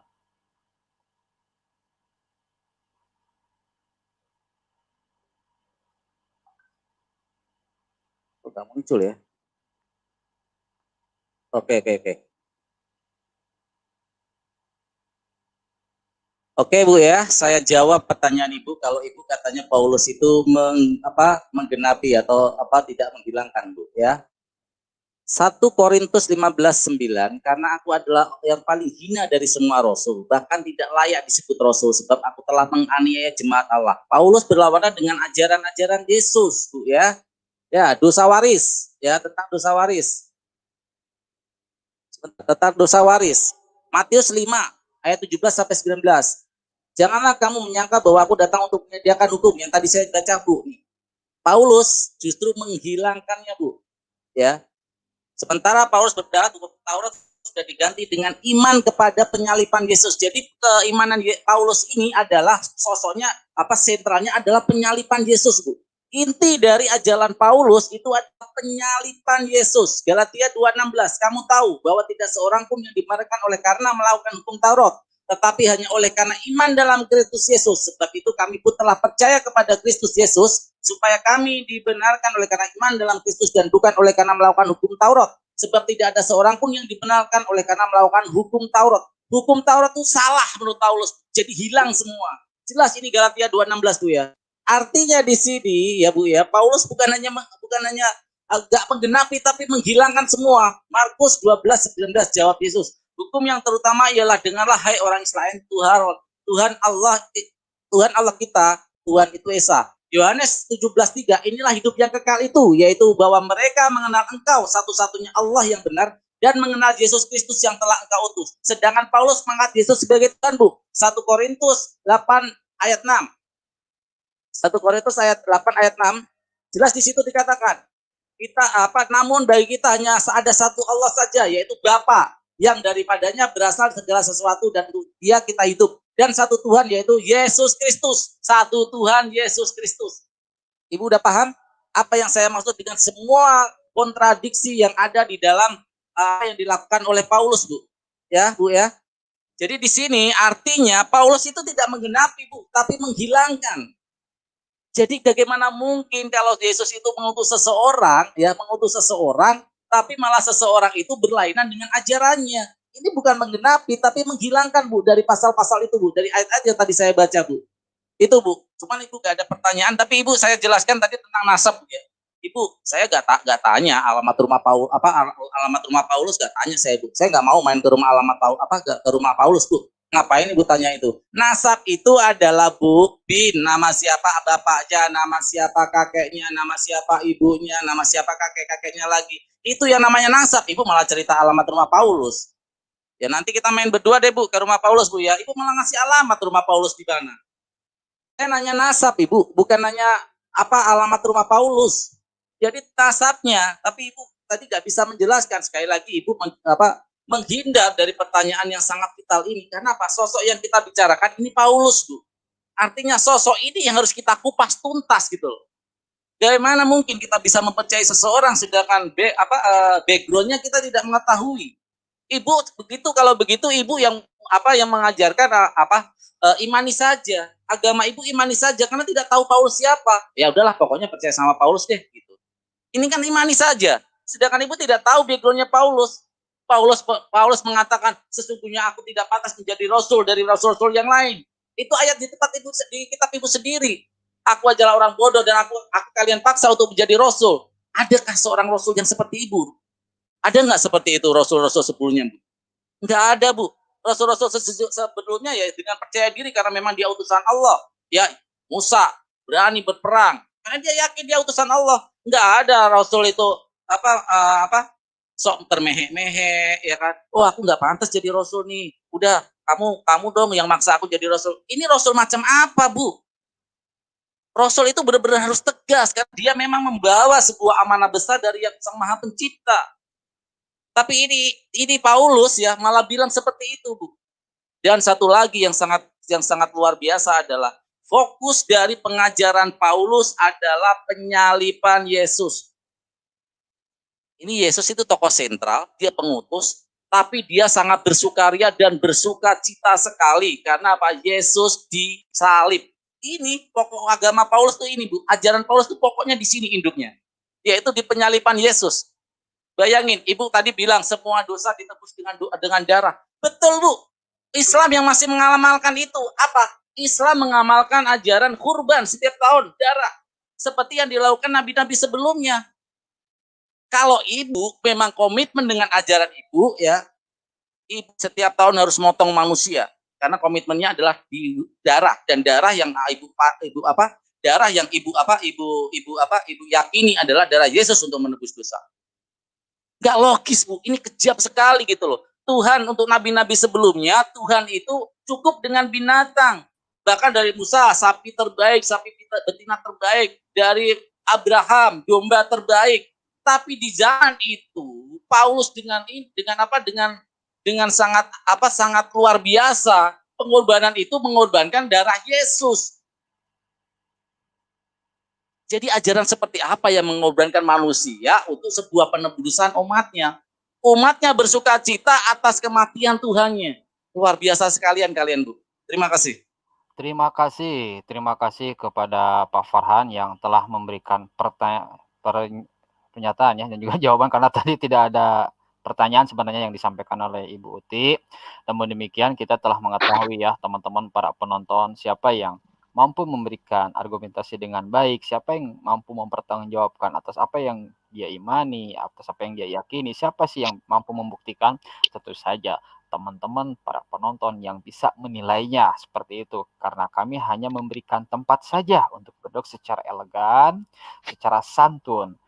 Nah, biar menunggu nih kedua belah pihak ini untuk rehat kembali karena tidak terasa sudah 1 jam 28 menit dan kita masuk kepada sesi ketiga, yaitu penutup, closing statement. Silahkan untuk minum dulu biar nggak seret gitu kan, tenggorokannya biar nggak kering. Silahkan bagi teman-teman yang memiliki rezeki lebih, silakan salurkan zakat, sedekah, infak, dan donasi Anda ke Bank Mandiri Syariah dengan kode bank 451 dengan nomor rekening 1184 kali 9995 atas nama Yayasan Pembina Mu'alaf At-Tauhid, yang teman-teman sendiri bisa konfirmasi selama 24 jam ke nomor WA atau nomor HP ini ya. Silahkan. Namun jika teman-teman nih pengen membebaskan suatu lahan yang begitu sangat luas, 6 hektar, di mana luasnya tersebut akan dibangun pondok pesantren modern At-Tauhid, silahkan 1 meternya yaitu 250.000, sertakan di belakang pentransferan Anda angka 1 agar pihak Yayasan Pembina Mu'alaf At-Tauhid mengetahui bahwa itu dana yang ditransfer khusus untuk membebaskan lahan seluas 6 hektar, di mana seluas itu akan didirikan pesantren modern yang tidak saja mempelajari disiplin agama Islam, melainkan juga berbagai disiplin ilmu lainnya. Dan ketika para santrinya telah menguasai berbagai ilmu yang ada di dalam pesantren tersebut, nanti akan disebarkan ke berbagai wilayah Indonesia dan juga luar negeri. Itu tidak saja untuk menyampaikan ajaran Islam dengan baik, dengan santun, melainkan pula untuk menanggulangi berbagai pemurtadan. Seperti itu ya teman-teman, untuk melindungi saudara-saudara kita dari segala bentuk pemurtadan. Oleh karena itu jangan lupa Anda sertakan petransferan Anda jika ingin ikut membebaskan lahan seluas 6 hektar yang 1 meternya itu 250.000. Oke, sekarang nih sudah fresh kelihatannya Pak Farhan dan Ibu Uti, meskipun kelihatan masih sibuk. Sekarang Sorry, bertanya, ya. siapa nih yang mau memberikan closing statement selama 7 menit? Apakah Pak Farhan? Oh, ini sudah closing set. Ini closing statement ya? Betul. gantian. Pak Farudin? Iya, Oh, betul. Ya. Oke, siapa yang mau tampil duluan? Tadi kan closing statementnya Pak Farhan udah belum? Tadi bukan closing statement kan? Saya kan closing statement. Jadi Ibu yang duluan closing statement. Gantian. Enggak, tadi kan Bapak kan perjanjiannya saya yang tutup semuanya. Bapak ngomong aja lagi. Jadi saya ambil kesimpulan dari semuanya. Enggak gitu. dong. Saya kan opening, Bu. Kalau habis opening berarti pas closing Ibu gantian. Saya kan habis ngomong ini. Oh iya, jadi saya terakhir ini ya, closing nih ya. Ya maaf saya tadi nggak ngikutin. Ya, closing. Ya, jadi gini Pak Farhan. Sebentar, Ya. Ibu, sebentar. Berarti Ibu ya yang memberikan pertama kali. Udah nggak sabar. Belum dipersilakan, Ibu. Silakan Ibu Uti, Anda berikan closing statement-nya selama 7 menit. Waktu berjalan, silakan berikan penutupnya. Ya, jadi saya kasih kesimpulan aja dari semua ya. Ternyata Pak Farhan ini cuma menceracau gitu loh. Saya udah bilang dari tadi Pak Farhan hanya menceracau, mengejat gitu loh, menuduh-nuduh sikap Paulus gitu loh, menuduh sikap Paulus, lalu menceracau, menyangka seperti ini, menyangka seperti itu. Tetapi intinya adalah ketika Pak Farhan tidak tahu apa artinya menggenapi, maka sudah gugurlah semua pernyataan-pernyataan dari Pak Farhan. Dan saya itu mengatakan kebenaran di dalam Alkitab. Arti menggenapi itu yang Bapak Farhan tidak tahu, karena inilah kuncinya. Paulus itu mengikuti perintah Yesus ketika Yesus mengatakan, aku datang bukan untuk meniadakan hukum Taurat, melainkan untuk menggenapinya. Menggenapi itu Pak, artinya menepati semua nubuat-nubuat.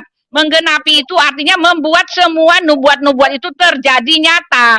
Nubuat-nubuat tentang penghapusan dosa oleh Yesus itu terjadi nyata. Itulah sebabnya Yesus datang mengatakan, aku datang untuk menggenapinya. Yesus berkata, aku datang bukan untuk dilayani, melainkan untuk melayani dan memberikan nyawaku menjadi tebusan bagi banyak orang. Itulah artinya Pak. Dan inilah yang diajarkan oleh Yesus. Bapak sendiri tadi mengatakan, Pak Farhan sendiri tadi mengatakan, Yesus mengajarkan konsep penebusan dosa yang diajarkan oleh Rasul Paulus. Tepat, benar, dan iya Pak. Karena Bapak yang tidak tahu artinya menggenapi, itu loh Pak. Dan yang Bapak katakan bahwa tidak perlu saksi, tidak perlu apa-apa, tidak perlu karena Allah bekerja langsung secara rahasia. Oh maaf Pak, di kitab kami tidak menyatakan seperti itu. Tuhan tidak pernah bekerja secara sembunyi ketika Dia mau firman Tuhan itu diwartakan seluruh dunia. Jadi Bapak di situ salah lagi Pak. Lalu Bapak mengatakan sifat-sifatnya Paulus, masa dia yang kelemer-kelemer seperti itu gitu loh. Paulus itu dikenal rasul yang paling rendah hati Pak. Ini kita bisa baca di dalam Filipi 3 tadi ya, saya buka. Kita baca ini apa yang dia katakan di situ Pak. Paulus itu adalah rasul yang betul-betul dia adalah rasul yang rendah hati. Makanya dia mengatakan seperti ini, menuliskan seperti ini ya. Kebenaran yang sejati ya, dia katakan, sekalipun aku juga ada alasan untuk menaruh percaya pada hal-hal lahiriah. Jika ada orang lain menyangka dapat menaruh percaya pada hal-hal lahiriah, aku lebih lagi, ya. Disunat pada hari ke-8 dari bangsa Israel, dari suku Benyamin, orang Israel asli, ya kan? Orang Ibrani asli, tentang pendirian terhadap hukum Taurat, aku orang Farisi, ya, aku orang Farisi. Tentang kegiatan aku menganiaya jemaat, tentang kebenaran dalam mentaati hukum Taurat, aku tidak bercacat. Tetapi apa yang dahulu merupakan keuntungan bagiku sekarang kuanggap rugi karena Kristus. Malahan segala sesuatu kuanggap rugi karena pengenalan akan Kristus Yesus Tuhanku lebih mulia daripada semuanya. Oleh karena dialah aku telah melepaskan semuanya ini dan menganggapnya sampah supaya aku memperoleh Kristus. Nah itu dia, inilah kerendahan dari Rasul Paulus. Ketika dia mengatakan, oh kalian menyebut aku bodoh ya. Kalau aku bodoh, kenapa begini, kenapa begitu? Itu loh isi inti pengajarannya. Dia menyatakan, dia berkata-kata dalam kerendahan hatian, Pak. Bukan dia mengaku bodoh, bukan dia mengaku klemer-klemer, bukan, Pak. Dia mengajarkan kasih-kasih yang dia terima yang luar biasa dari Elohim. Ketika Elohim itu mengasihi dia, ketika Yesus itu mengasihi dia dengan sangat luar biasa, dan dia bertobat di situ, Pak. Nah, lalu Bapak mengatakan bahwa tidak ada nasab. Sudah saya kasih tahu, Paulus itu dari suku Benyamin. Perlu lagi nanti ada sesi yang selanjutnya. Saya akan ceritakan perjalanannya dia, Pak. Saya tidak jawab itu karena akan menghabiskan waktu gitu loh. Tetapi ada semua biografi murid-murid Yesus itu ada, Pak. Lalu Bapak mengatakan tadi bahwa apalagi bahwa Muhammad itu tidak perlu saksi. Nah, sekarang saya katakan, Pak, Bapak memaksa bahwa Muhammad itu tidak ada saksi, lalu jelas Bapak tidak menyanggah saya bahwa dia tidak punya mujizat. Itu lalu Bapak menyatakan bahwa iya tidak perlu saksi. Itu jelas, Pak. Itu bukan kalau di tempat kami itu bukan nabi, Pak, gitu loh. Kami tidak bisa menganggap nabi Bapak itu nabi karena tidak sesuai dengan kualifikasi yang ada di tempat kami. Yang disebut rasul itu tadi Pak ya, Bapak DA yang pertama tadi mengatakan bahwa nabi-nabi palsu itu ya, di dalam apa tadi Matius 7 itu tidak bicara tentang Paulus. Pengutusannya jelas, saksinya ada, dan dia diutus dalam tempat yang terbuka, tidak tersembunyi, bandingkan dengan pihak Bapak gitu loh. Lalu Yesus mengatakan dari buahnya lah kamu mengenal mereka. Buah apa, Pak? Buah kasih itu yang dilakukan oleh Paulus. Paulus itu mengatakan begini, Pak. Dia bahkan tidak kawin, mengabdikan dirinya kepada Yesus. Bagaimana Bapak mengatakan bahwa dia adalah rasul palsu. Sedangkan Paulus mengatakan seperti ini ya. Paulus mengatakan begini ya.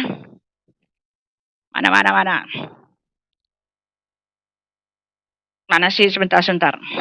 Iya, Paulus itu tidak kawin, Pak. Dia tidak kawin, lalu dia mengatakan begini. Tetapi kalau mereka tidak dapat menguasai diri, baiklah mereka kawin. Sebab lebih baik kawin daripada hangus karena hawa nafsu. Nah itu dia, Pak. Itu bedanya dengan Nabi Bapak. Nabi Rasul Paulus dia tidak menikah, dia tidak hangus oleh hawa nafsu. Karena Rasul Paulus mengatakan orang yang menikah itu adalah untuk penyaluran hawa nafsu. Paulus bahkan dia tidak diperhamba hawa nafsu. Dia lahir, dia diutus jelas, dia tidak diperhamba hawa nafsu, dia mengajarkan apa yang Yesus ajarkan, pengutusannya jelas, apalagi saksi-saksinya jelas, lalu apa tadi yang tadi dalam goa itu ya dia diutus tidak tempat tersembunyi. Itu kesimpulannya. Jadi semua yang Bapak kasih tahu itu cuma menceracau gitu loh, Pak. Bapak cuma menceracau, menyatakan, mengungkapkan ketidaktahuan Bapak tentang statement-statement dari Rasul Paulus. Yang Bapak kasih tadi itu cuma statement-statementnya dia yang Bapak tidak tahu. Saya cuma mau kasih tahu, Pak, tinggal buka ya satu pasal, kamu baca, lihat konteksnya. Apa maksud Rasul Paulus mengatakan seperti itu. Jadi jelas kesimpulannya, Paulus bukanlah rasul palsu, bukanlah Paulus yang dimaksud oleh Yesus, karena Yesus sendiri jelas. Yesus sendirilah yang mengutus Paulus itu. Di dalam kisah para rasul 9 tadi, Yesus sendiri yang mengatakan, aku mengutus dia untuk menjadi saksi bagi bangsa-bangsa. Itu kesimpulannya, Pak. Telah memberikan penutup ya, closing statement, di mana Ibu Uti barusan telah melewati selama 7 menit. Nah, sekarang Pak Farhan nih giliran. Pak Farhan memberikan closing statement selama 7 menit. Ngomong-ngomong, bagaimana Pak Farhan, Anda siap? Siap, Pak. Oke, selama 7 menit berikan closing statementnya. Monggo. Oke, terima kasih. Assalamualaikum warahmatullahi wabarakatuh. Dan Islamina wa bimuhammadin Jadi Bu Uti ya, mohon maaf kalau memang ada kata saya yang agak keras. Tipikal saya begini Bu, ya tipikal saya begini. Yang pertama Bu, menggenapi. Ayo kita bermain logika Bu, menggenapi.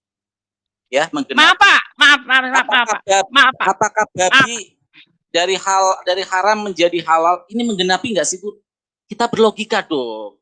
Ayo dong, ibu guru loh, pengajaran linguistik itu harusnya paham banget, apalagi ibu guru bahasa Inggris. Dari halal menjadi dari haram menjadi halal, itu menggenapi.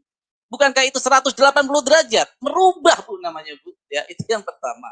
Dari sunat menjadi sunat hati. Sunat roh. My God, itu menggenapi. Ibu pasti pinter dalam bahasa, karena ibu guru bahasa Inggris. Itu namanya merubah Bu, bukan menggenapi. Itu yang kedua. Yang ketiga ibu bilang, Paulus tidak nikah karena kalau menikah itu adalah sebuah hawa nafsu. Ibu berarti orang tua ibu cuma hawa nafsu. Semua orang Kristen yang berpandangan gitu adalah lahir hanya karena hawa nafsu, tidak karena cinta kasih. Betul Bu? Itu saya menggunakan logika Anda sendiri Bu. Jadi ibu mulai sekarang ibu adalah produk dari hawa nafsu, produk dari kekotoran pikiran bapak ibu. Jadi semua orang Kristen ini adalah, kalau menurut logika Ibu Uti, adalah produk dari pikiran jorok dan mesum para ibu dan bapaknya. Saya menggunakan logika ibu. Maaf, saya menggunakan logika ibu. Itu yang pertama. Yang ketiga, yang keempat Bu. Sebuah rasul atau sebuah nabi itu adalah pengajarannya itu pasti akan menelurkan sebuah peradaban baru yang luar biasa, ya. Dan ini tidak ada namanya pengorbanan kepada sebuah ritual-ritual yang sangat kejam gitu loh Bu. Karena ini adalah ajaran untuk dipraktekkan. Rasul itu mempraktekkan apa yang difirmankan. Tindakan dan ucapannya adalah panutan bagi umatnya. Bagaimana mungkin kalau fokus atau pusat ajaran dari Paulus ini adalah penyalipan kepada Yesus? Artinya di sini dari kekejaman penyalipan inilah ajaran-ajaran Paulus.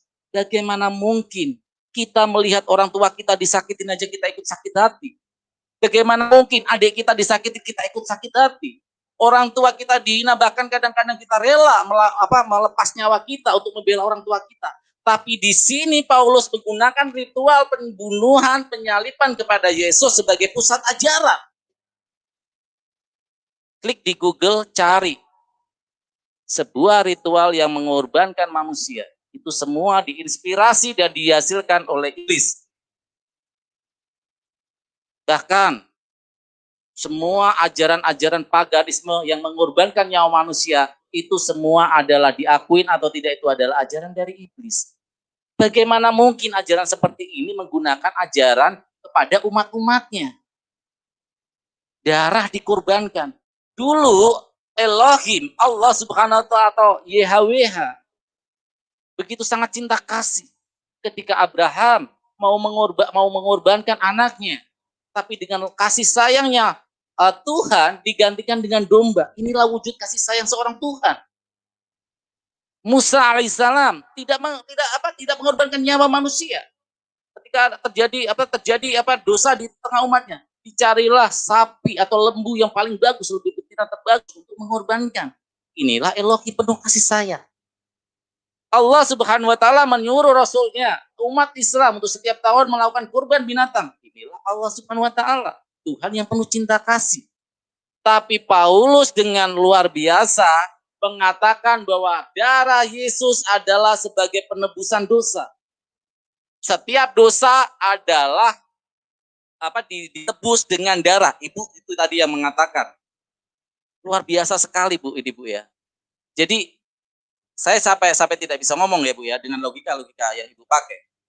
Saya akan saya screen untuk ini Rasulullah.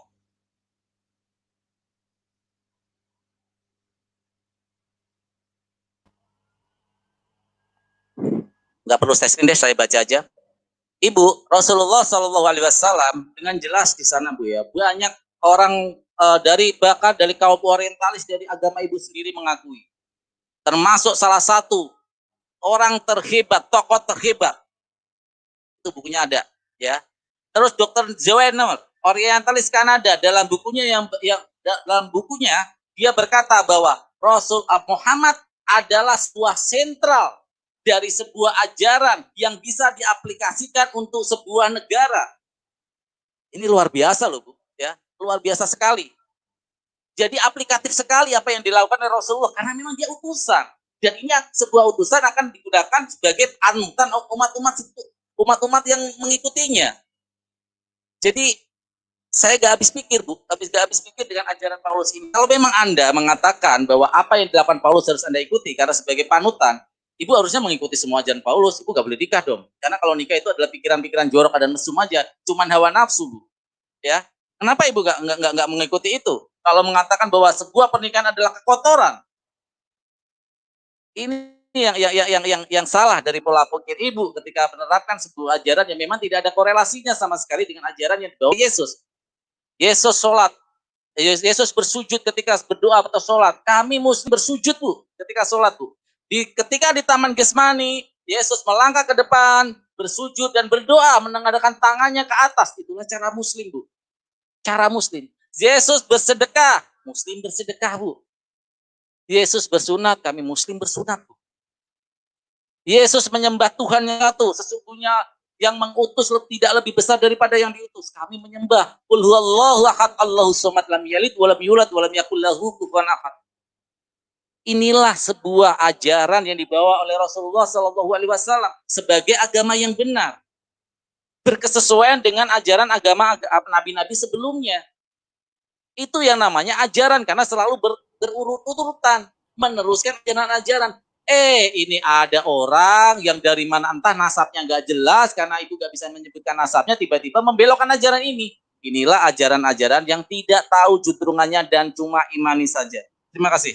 Oke, terima kasih kepada Pak Farhan ya yang telah memberikan closing statement-nya, dan terima kasih pula kepada Ibu Uti. Sekali lagi kami haturkan terima kasih kepada kedua belah pembicara, di mana kedua pembicara tersebut ternyata sepakat untuk tidak sepakat atas apa yang disampaikan, atas apa yang diyakini. Namun demikian, inilah dialog yang harus saling menghargai satu sama lain, meskipun itu berbeda, tetap harus saling menghargai satu sama lain. Tidak ada katakan hujat menghujat seperti itu. Termasuk pula saya harapkan bagi para penonton untuk memberikan komentar yang terbaik seperti itu. Tidak ada hujat menghujat pula. Ingat bahwa apa yang kita sampaikan, apa yang kita berikan kepada orang lain, semuanya akan diminta pertanggungjawabannya. Oleh karena itu, mari kita berlomba-lomba untuk menjaga segalanya untuk lebih baik lagi, memberikan yang lebih baik lagi kepada siapapun, seperti itu. Oke, terima kasih ya. Pak Farhan, ada channelnya, mungkin bisa nanti sama penonton di subscribe, like, seperti itu. Tidak punya channel. Ya, boleh saya ngomong sama Pak Farhan, Pak. Pak Farhan itu sebentar, banyak. Ibu, sebentar karena sudah habis waktunya ya. Maaf, sudah habis waktunya. Silakan Pak Farhan. Saya tidak punya channel lagi, cuman mau titip pesan kepada tim HR aja. Terima kasih dukungannya untuk tim HR dan para Avenger Syariah. Terima kasih, saya bangga dan nyaman berada di antara kalian. Terima kasih. Terima kasih. Nah, Ibu Uti mungkin ada sepatah kata yang mungkin ada mau di subscribe nanti sama para penonton. Silakan. Apa channelnya? Ya, yang perlu saya kasih tahu, ini perlu pembahasan ya Pak ya, soal judgement Pak Farhan menghakimi Paulus itu salah semua ya Pak. Saya mau kasih salah semua karena ya. Jadi gini, saya mau minta maaf ya, nanti di belakang layar saja. Maaf. Oke, maaf, akan saya matikan dulu speakernya, nanti di belakang layar saja seperti itu karena sudah habis waktunya. Baik, terima kasih. Maaf jika kami ada salah-salah kata dan sikap. Bila taufiq wal hidayah. Assalamualaikum warahmatullahi wabarakatuh.